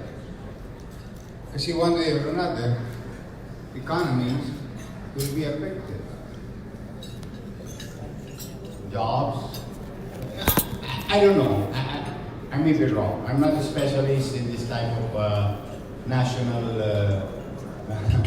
policy, but it doesn't make sense. You know, it may sound good sa tenga, but ito na ang tanong ko. Kaya mo lang nasasabi senador ang laki ng bahay mo you can afford it. Paano naman ako? Gusto ko lang magkamit ng kagaangan sa buhay at karapatan ko naman lumago at nag-ipon. Makamit ko naman yung aking mga pangarap. You know, that's why I always wonder why Thomas Jefferson in the US Constitution put a simple phrase or simple word in the US Constitution. You know what? What's that? Hindi ko talaga maintindihan bakit ilagay yun But it was there. Pursuit of happiness is guaranteed to them. And who I am to deprive, for example, let's just say magbibigay naman ako ng sample, ito naman kasi marami to sa demographics. Empleyado ako, ang sweldo ko 18,000, call center ako, pagpalagay mo na magaling ako mag-English, pero hindi naman. Let's just say, I'm earning 18,000 pesos, I'm single, living in my parents, my dream is to have a car. But I have an old house in an apartment. I don't know it may be wrong in terms of mindset and direction in savings. But this is my dream, this is my happiness. Gusto ko naman huwag ako pumila ng 2 oras sa LRT. Gusto ko naman magkaroon ng sariling aking, na aking pinagpagal, aking pinaghirapan, matikman ko naman. Will I deprive that person of that opportunity? Baka mag-isip ako ng 2 beses. So, instead, na yun ang gamitin. Meron akong isa, mas harsh. I would rather follow Lee Kuan Yew did. Mas mahal bumili ng plaka kaysa bumili ng kotse.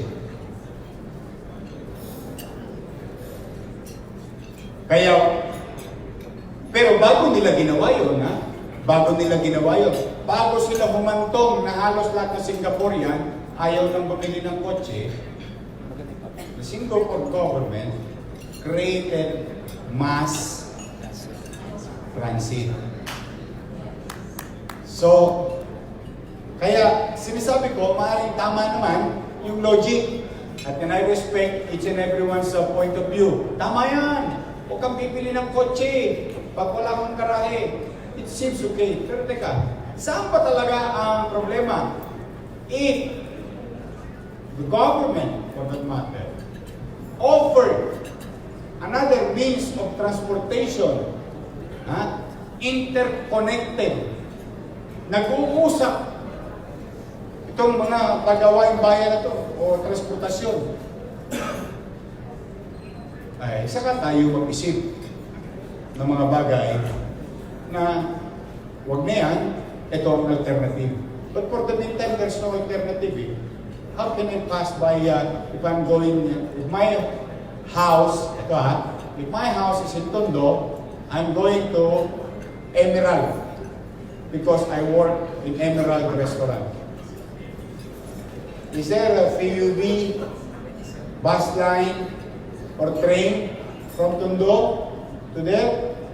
Nothing. Nada.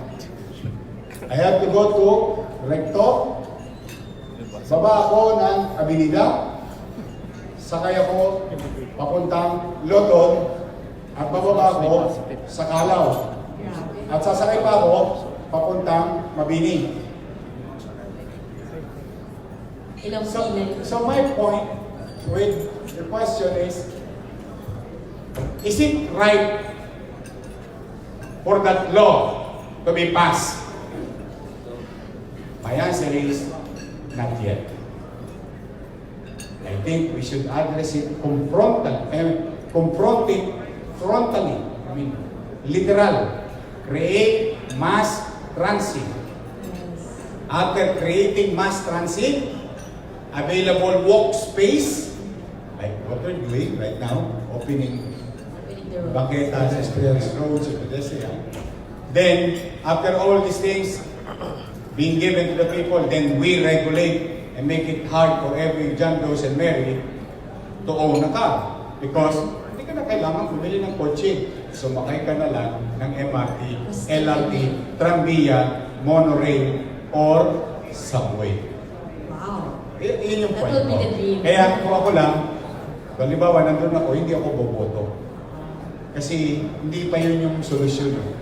Meron pang dapat ibang solusyon. Tama naman sabi ni Mayor, no? You cannot solve traffic, just manage traffic Yes, first. manage the Then you traffic. do your... Thank you. Thank you. Diba? Sabi ni Mayor, real talk. Diba? Real talk tayo dito. Ginawa niya akong boy ang bunda. Ay, nandiyan Mayor. Kasi, anyway, you're trying to... Last na lang, Mayor, in the topic of the traffic, since na-bring up na yung opening of the roads, yan, and pag-clear, sobrang na-appreciate ko yun, living in Manila area. Do you have plans already in place since knowing Manila, there's a lot of parts there na flooded areas? Okay, flooding. Good question. Sa amin, sa Espanya, Bloomington. Ano Okay, yun? okay lang. Beachfront property here. Hindi. Okay yan. Mga concern nyo yan eh. But sometimes, we have to at least share information to you so that you will know what to expect. Manila is living below sea level. That's one information. I think it's about 3 inches below sea level. 2, Manila is surrounded by creeks, Yes. rivers, and the bayside. Manila is kapatagan. Ha? Anong connection nun sa baha? Quezon City, Montalban, and Rizal are uphill. So, pagka umulan, lahat yan sasapuhin pababa sa kapatagan. Kapag ang puno sa east side of Metro is kalbo, yung ragasa, no? So that you will understand what's happening to Lagos Nilad. Para magka-idea kayo what's happening in Lagos Nilad. Yung ragasa, yung bilis ng daluyong ng tubig all the way to Manila, and our camp cannot carry enough water to be pumped out of Lagos Nilad. That's one. Kahit na kasi laki pa nito, yung aming tawag dyan, drainage system, if our drainage system is not interconnected o magkakagalit, parang smart, tsaka globe lang yan. May kanya-kanyang linya. Eh, paano ko nasabi yung ISKO? ISKO, paano mo nasabi? Oh, kasi ito yung hiningi ko sa USA. Paano mo nasabi? At tingnan nyo kung logical, ha? We've been developing our drainage system. DPW is developing our drainage system. We created a pump just across the streets of this building. Did you know that there's a pump via Kalaw all the way to this building? Yan lang, tatapat ninyo. Pumping station, pero sa Tagulan, baha ulit sa kanto ng Kalaw at Taft Avenue. Ay, nung nakaraan, baha eh. Alam niyo napansin ko? Oo, logical ha. Bakit baha ang kalye kung ang Maynila is surrounded by creeks, rivers, pero yung river namin, yung creek namin, half full. And rivers are national catch basin. and creeks. Pero yung kalye namin, baha. Yung river, kalahating laman. But I don't know, I'm not an engineer. But logic will dictate among right minds, there must be something wrong. That's why, flooding, so that you know, kung meron mang taga Maynila dito, when I was asked by the US government, ano ang pwede namin itulong sa iyo? Sabi ko, pwede ba once and for all makisuyo sa inyo? Pwede ba bigyan ninyo ko ng masusing pag-aaral? Gastusan ninyo ng masusing pag-aaral ang sewerage system and drainage system ng Manila. It will take 1 year or 2 years to spend your money. Thank you very much. And from that study, at sinabi doon, to solve it will take about 15 years, 20 years. At least, on my first year, I know where to spend 700 billion pesos with regard to infrastructure projects sa roads namin. It's about 700 billion pesos. At least alam ko, ito na direksyon. Ito unahin mo. Sumunod ito, unahin mo. Sumunod ito. Before you know it, natapos din yung 15 years. Because what's happening now, halimbawa, just for the sake of conversation, baha dito. Hukay yun. Bago na naman ang kalye. Siyempre, titibagin mo, lalagyan mo ng bagong pipe. Tapos, semento na naman. But, you didn't connect it to, you just make it bigger. Kaya nga sabi ko sa iyo, kahit gaano kalaki yan, Hindi kinakaya. hindi kakayanin. I like what Malaysia did. I've never been there, but they have also monsoon problem. There is a tunnel in Malaysia, I think it's Kuala Lumpur. Bumagyo.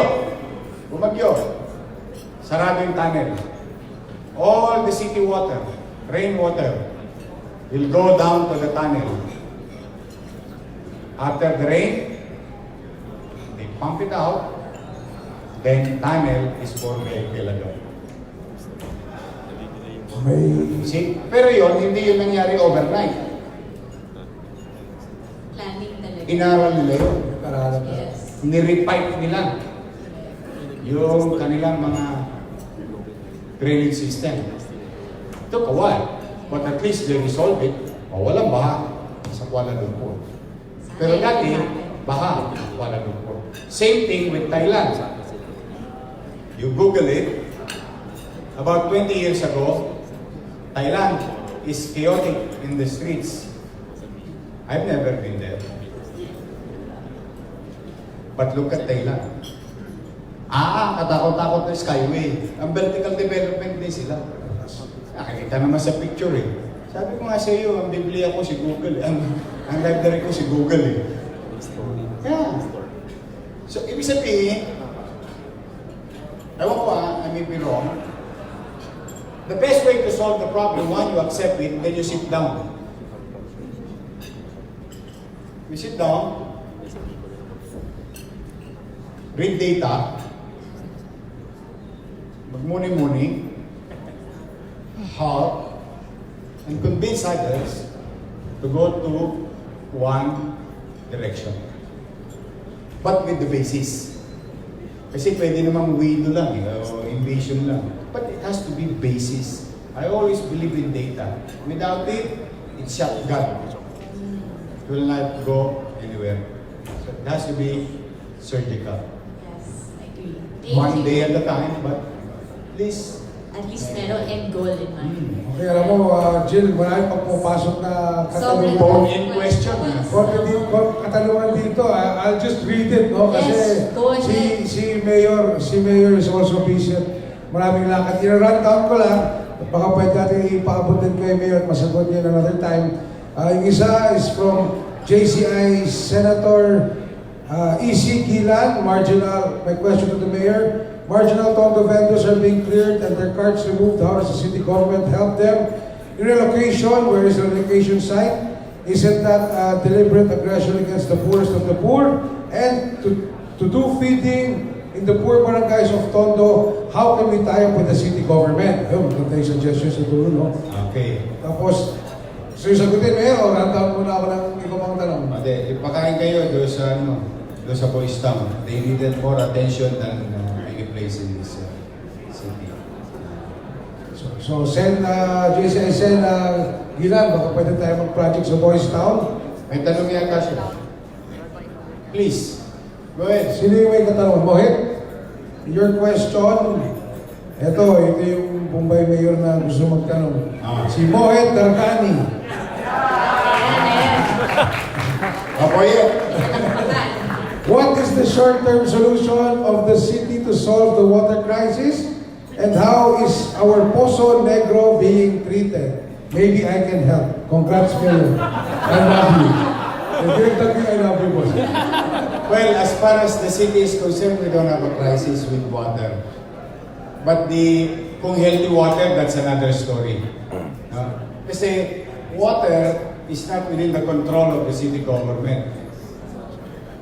I have to be fair. But so far, pamisa-misa, pag may nire-repipe or redirection of ng tubo, may naapektuang ibang area. But it's a normal thing. No?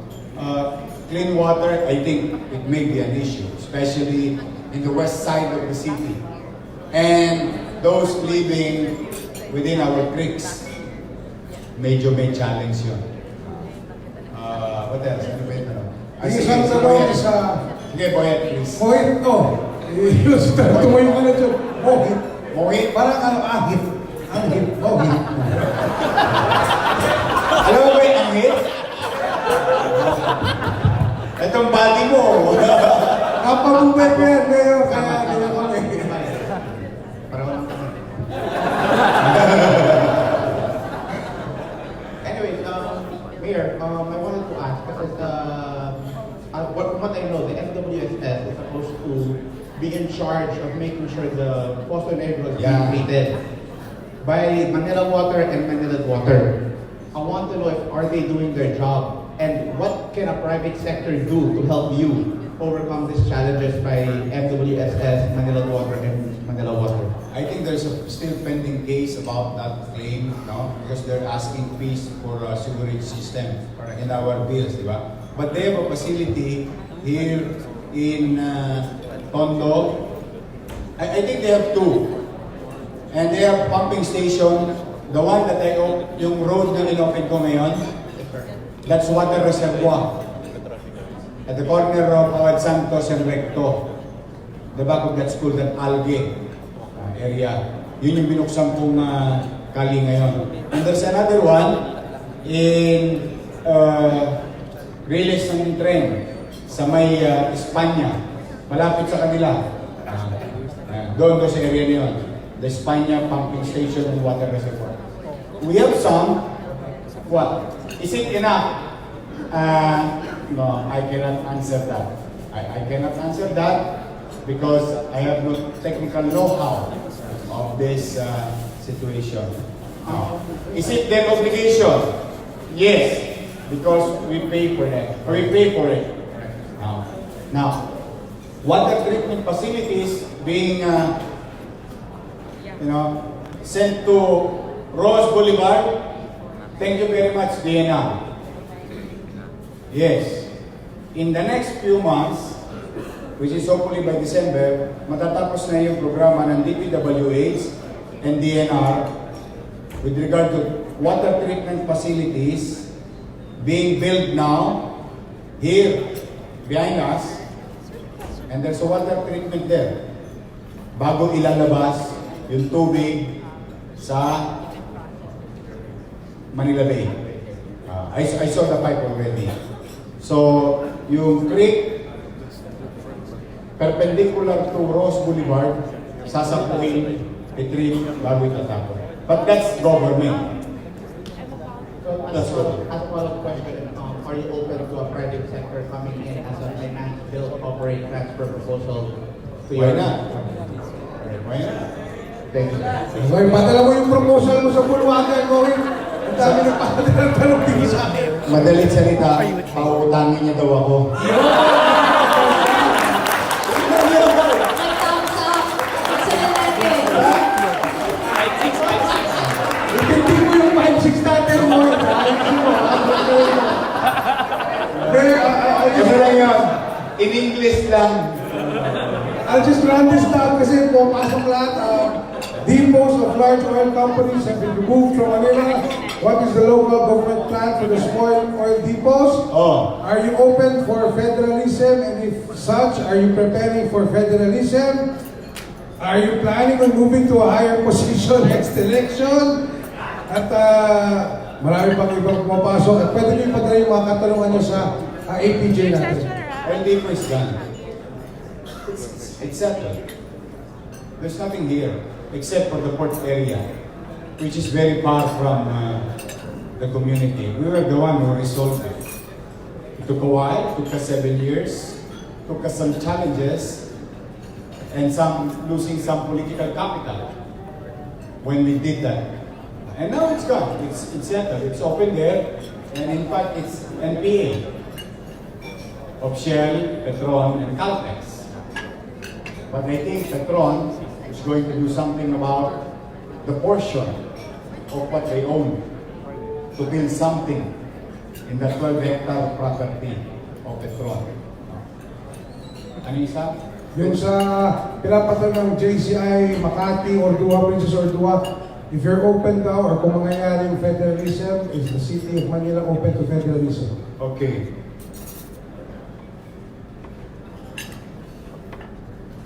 Alam mo, kahit anong uri pa ng gobyerno yan, kung pare-pareho pa rin kami naalala, wala rin mga magbabago dyan. If we keep electing the same people, forms of government is just forms.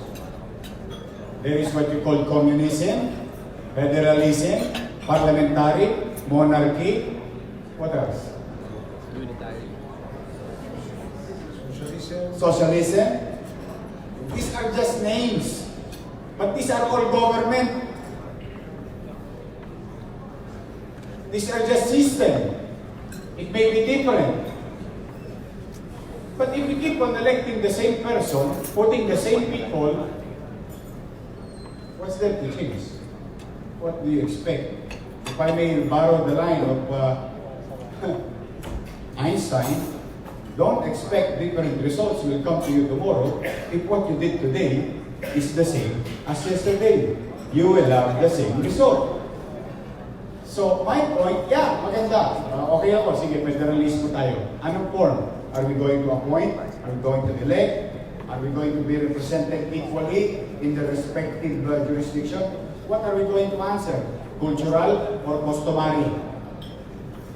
Or what are we after? Economic?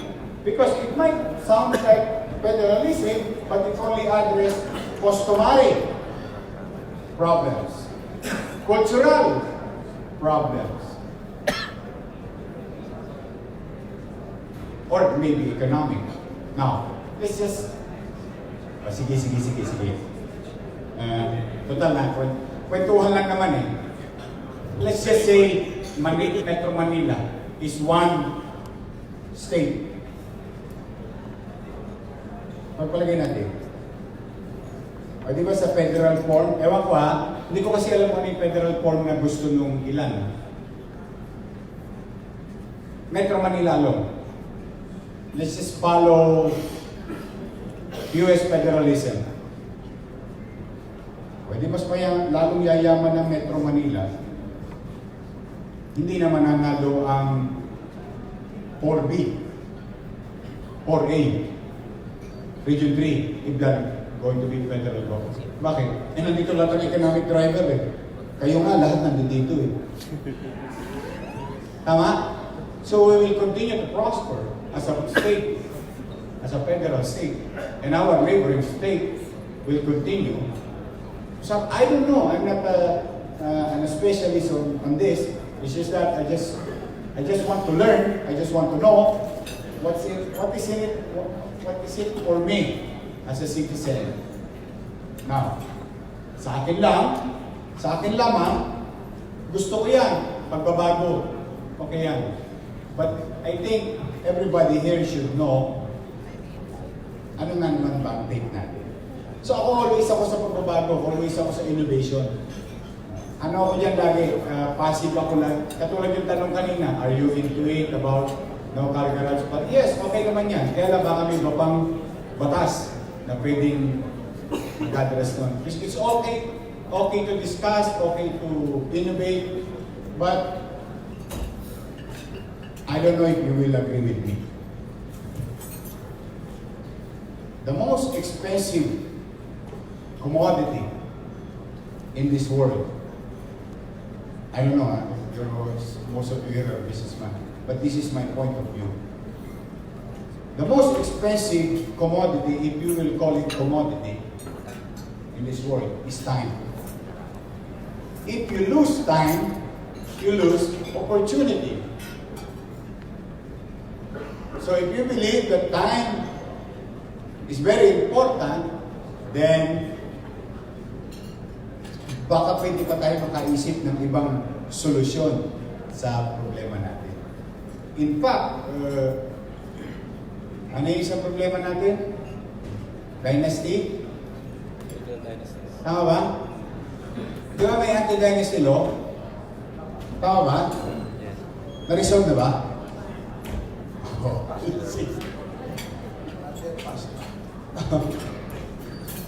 My point is, siguro mas magandang productive tayong lahat.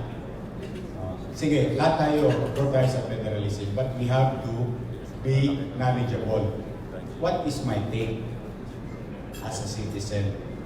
Kasi alam mo, pag pinapakinggan ko si President Duterte, talagang gusto niya meron siyang konsepto The problem is, yung hindi na ipaliliwanag ng mga tao, siyempre presidente na si Pangulo. He would order you, let's go on federalism.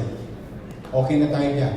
So dapat yung mga inutusan or gumagawa, dapat ipinaliliwanag. Naawa ko kay presidente. Bakit ako hindi niya awa?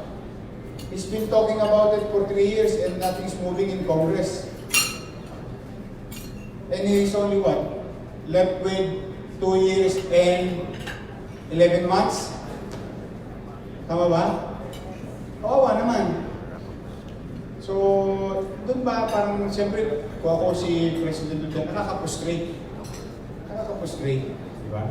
But be that as it may, for the meantime, do we still have time to discuss it? Do we still have time to approve it? Do we still have time to subject it for plebiscite? Or, ayun pa isa, good. Do we have money to implement it? So, sa akin, anyway, it's not my issue. Manila boy lang ako.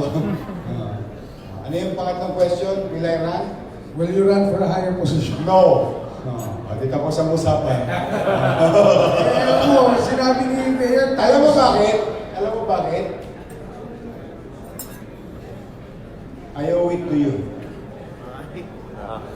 Sa akin, boss? You're Manilans Alin, boss? taga Manila ka Opo, boss. I owe it to you. Why? I owe it to every Manilans. You give you the opportunity. Sino bang mag-aakala? Kaya nyo palang bumoto ng basurero lang. So when I was given that opportunity, now, I'm going to put my very best. At the very least. No? My best foot forward.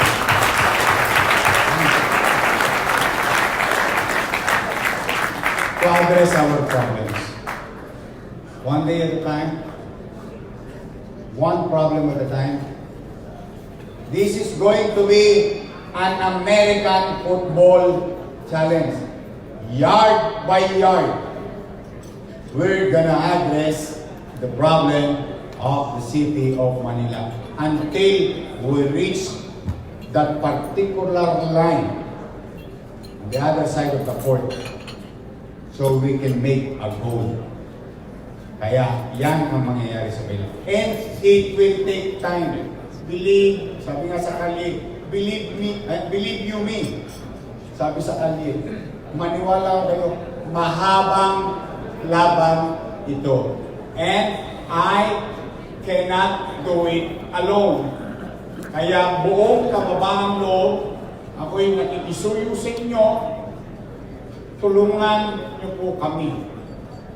Participate, cooperate in your own way, in your houses, in your offices, in your own little way. Kailangan po ang bawat isa. Because yes, we will not stop. We will continue. We will pursue. But, you know, if everybody's there, it will be better. Because my dream, my aspiration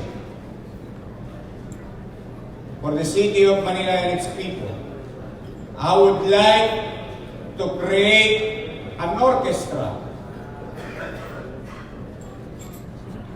composed of different musical instruments, playing one song,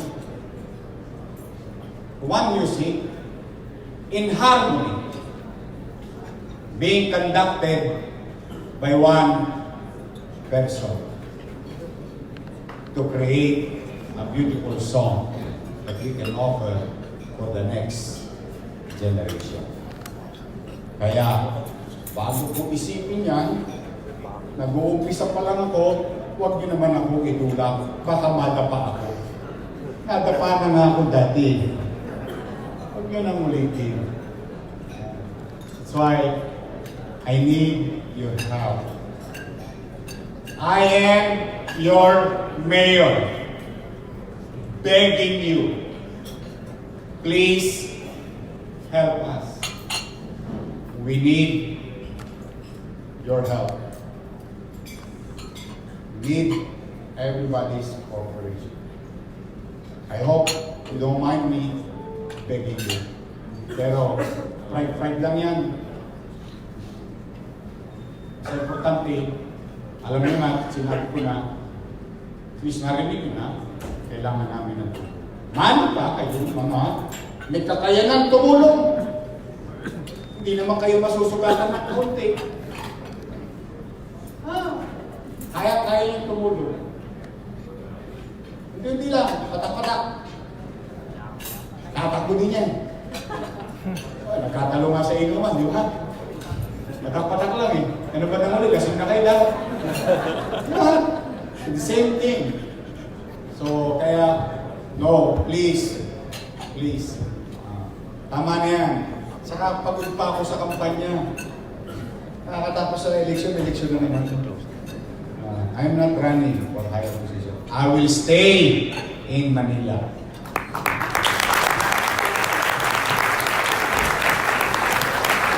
Meron ka dyan, Mayor, hindi ko magpautang. Saka uutang pa ako kayo eh.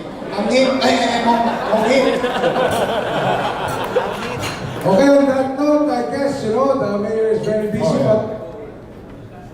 Sige, last question. Oh, last note. Sige. Okay, go ahead. Okay lang. The Mayor's, Last question. Last question. Okay. May yan ba yan, ha? Hirap, no? Follow up, ha? Hello. So tanong ko lang po, Mayor, how can JCI Manila collaborate with the city of Manila to better our city in any way, shape, or form? I directed the DepEd, the Division of City School, to harness renewable energy, to inculcate to the minds of our students in public education system the value of renewable energy. So we are now into that direction next year. These things are planned, these things are being prepared. So even rainwater being reused. So you might you might be interested in this endeavor of the city. And you have voice down there. And we are going, may awa ang Diyos, we are going to make and go towards a direction as per DNR for the city of Manila to be ecologically balanced. That's the word, ha? For the city of Manila to be healthy. Tama ba? Yun yung word. Yun ang ginamit ng DNR. We need to create or make or plant 1,600 hectares of green space. Manila sulang. Saan mo kukunin yan?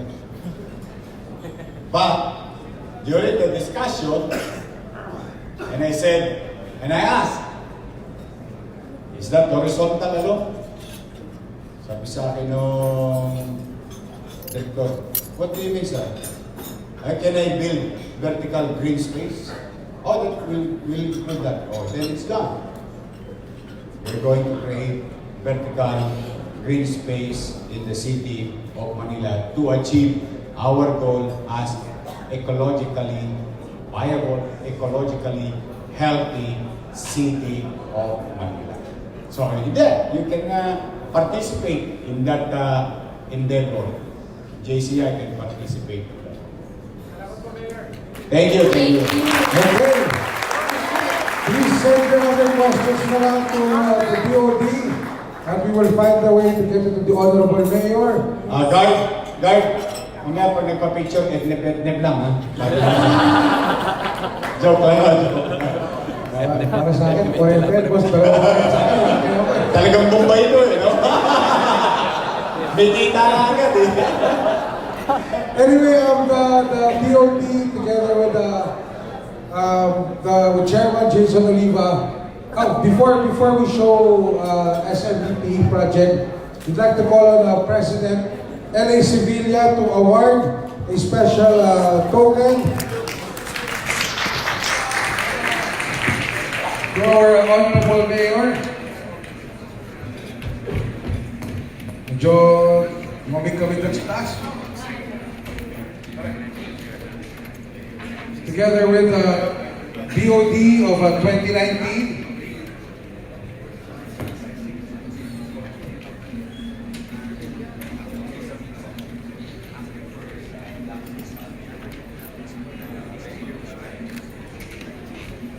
Thank you. 1, 2, 3. Alright. 1. Thank you.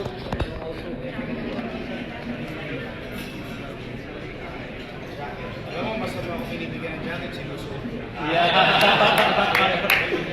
Kaya sabi ko sa akin, ano, sip-sip daw sa tingin. Thank you, thank you. Mahina kasi ako sa tingin. PCA jacket ka din. Para sinukat, ha? Also, Mayor, I would like to give a hint.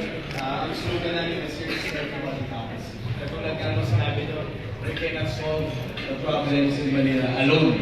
So we need everybody. That's the slogan of 2019. And we're glad that you mentioned that. So here's a hint.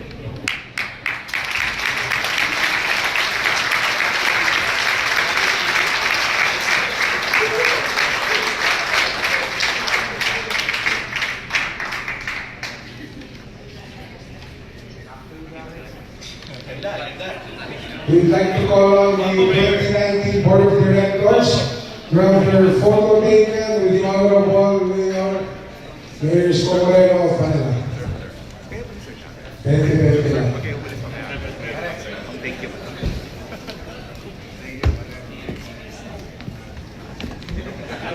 Muna kayo umalis sa laki ng tulong yun para sa isang Manila.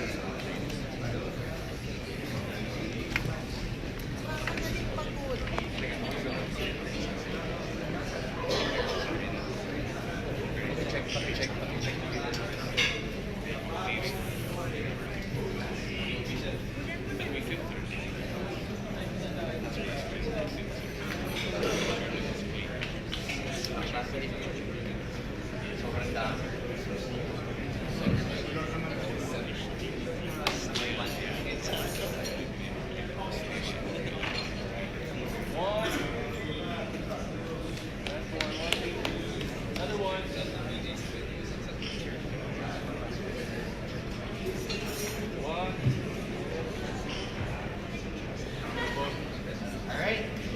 we'd like to also request the past presidents of JCI Manila to come up on stage and have their chance to take a picture with us, Undersecretary Tuts o present, future President ng Pilipinas. Pero, sabi ni Mayor, wag muna. Past presidents of JCI Manila, please. Together with Papa Ses, Auntie Steve, Auntie Ronnie, Preston,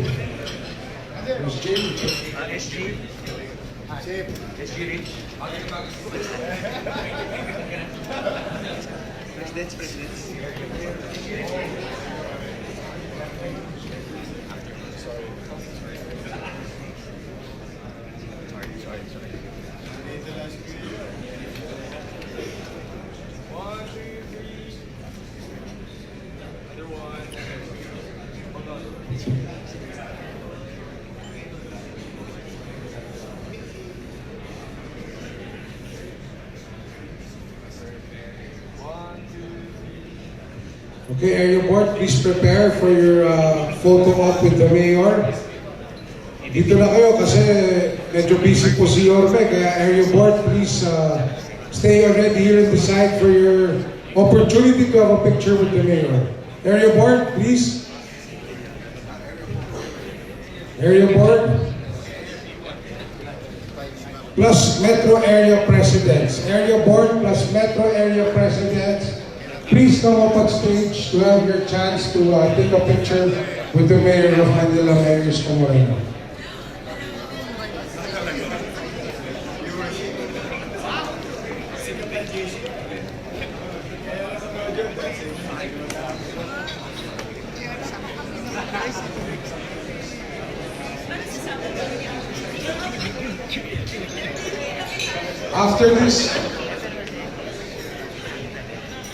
After this committee, 11th GMM, ISKO ng Manila Committee, please prepare for your photo op with Mayor ISKO Moreno.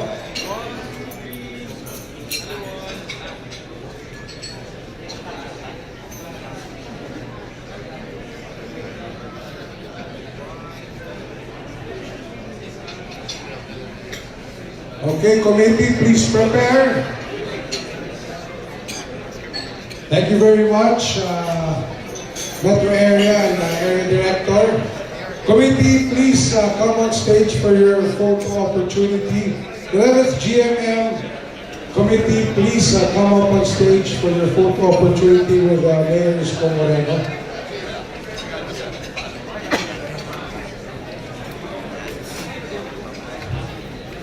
Yung gusto ko pa-picture kay Jim. Kay Dre.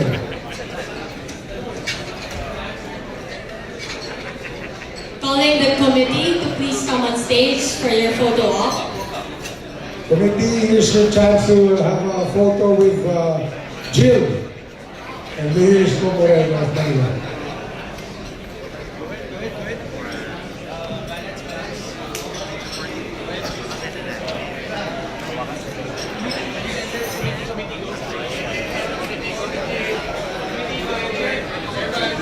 Okay, general membership, JCI Manila, general members, please come on stage for your photo with Mayor ISKO Moreno. General membership of JCI Manila.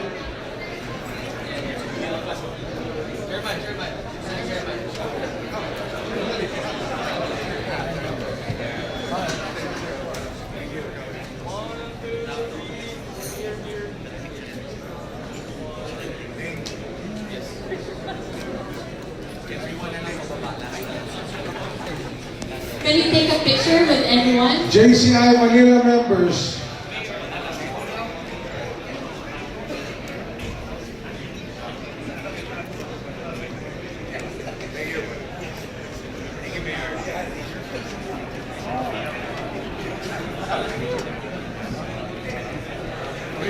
One last picture with everyone. JCI members, please at the back. JCI senators, please in front. JCI Manila members, please come up already for your chance to have a photo with the mayor who is very busy and has a city to run. So,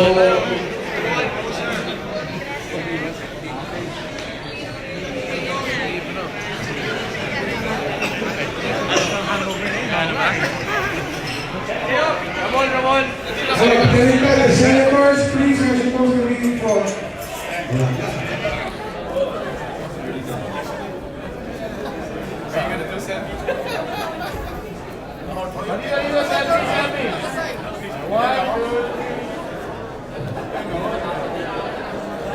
Oh, picture ka lang. Official photo, official. Group photo, boys. Picture ka lang. At the mayor.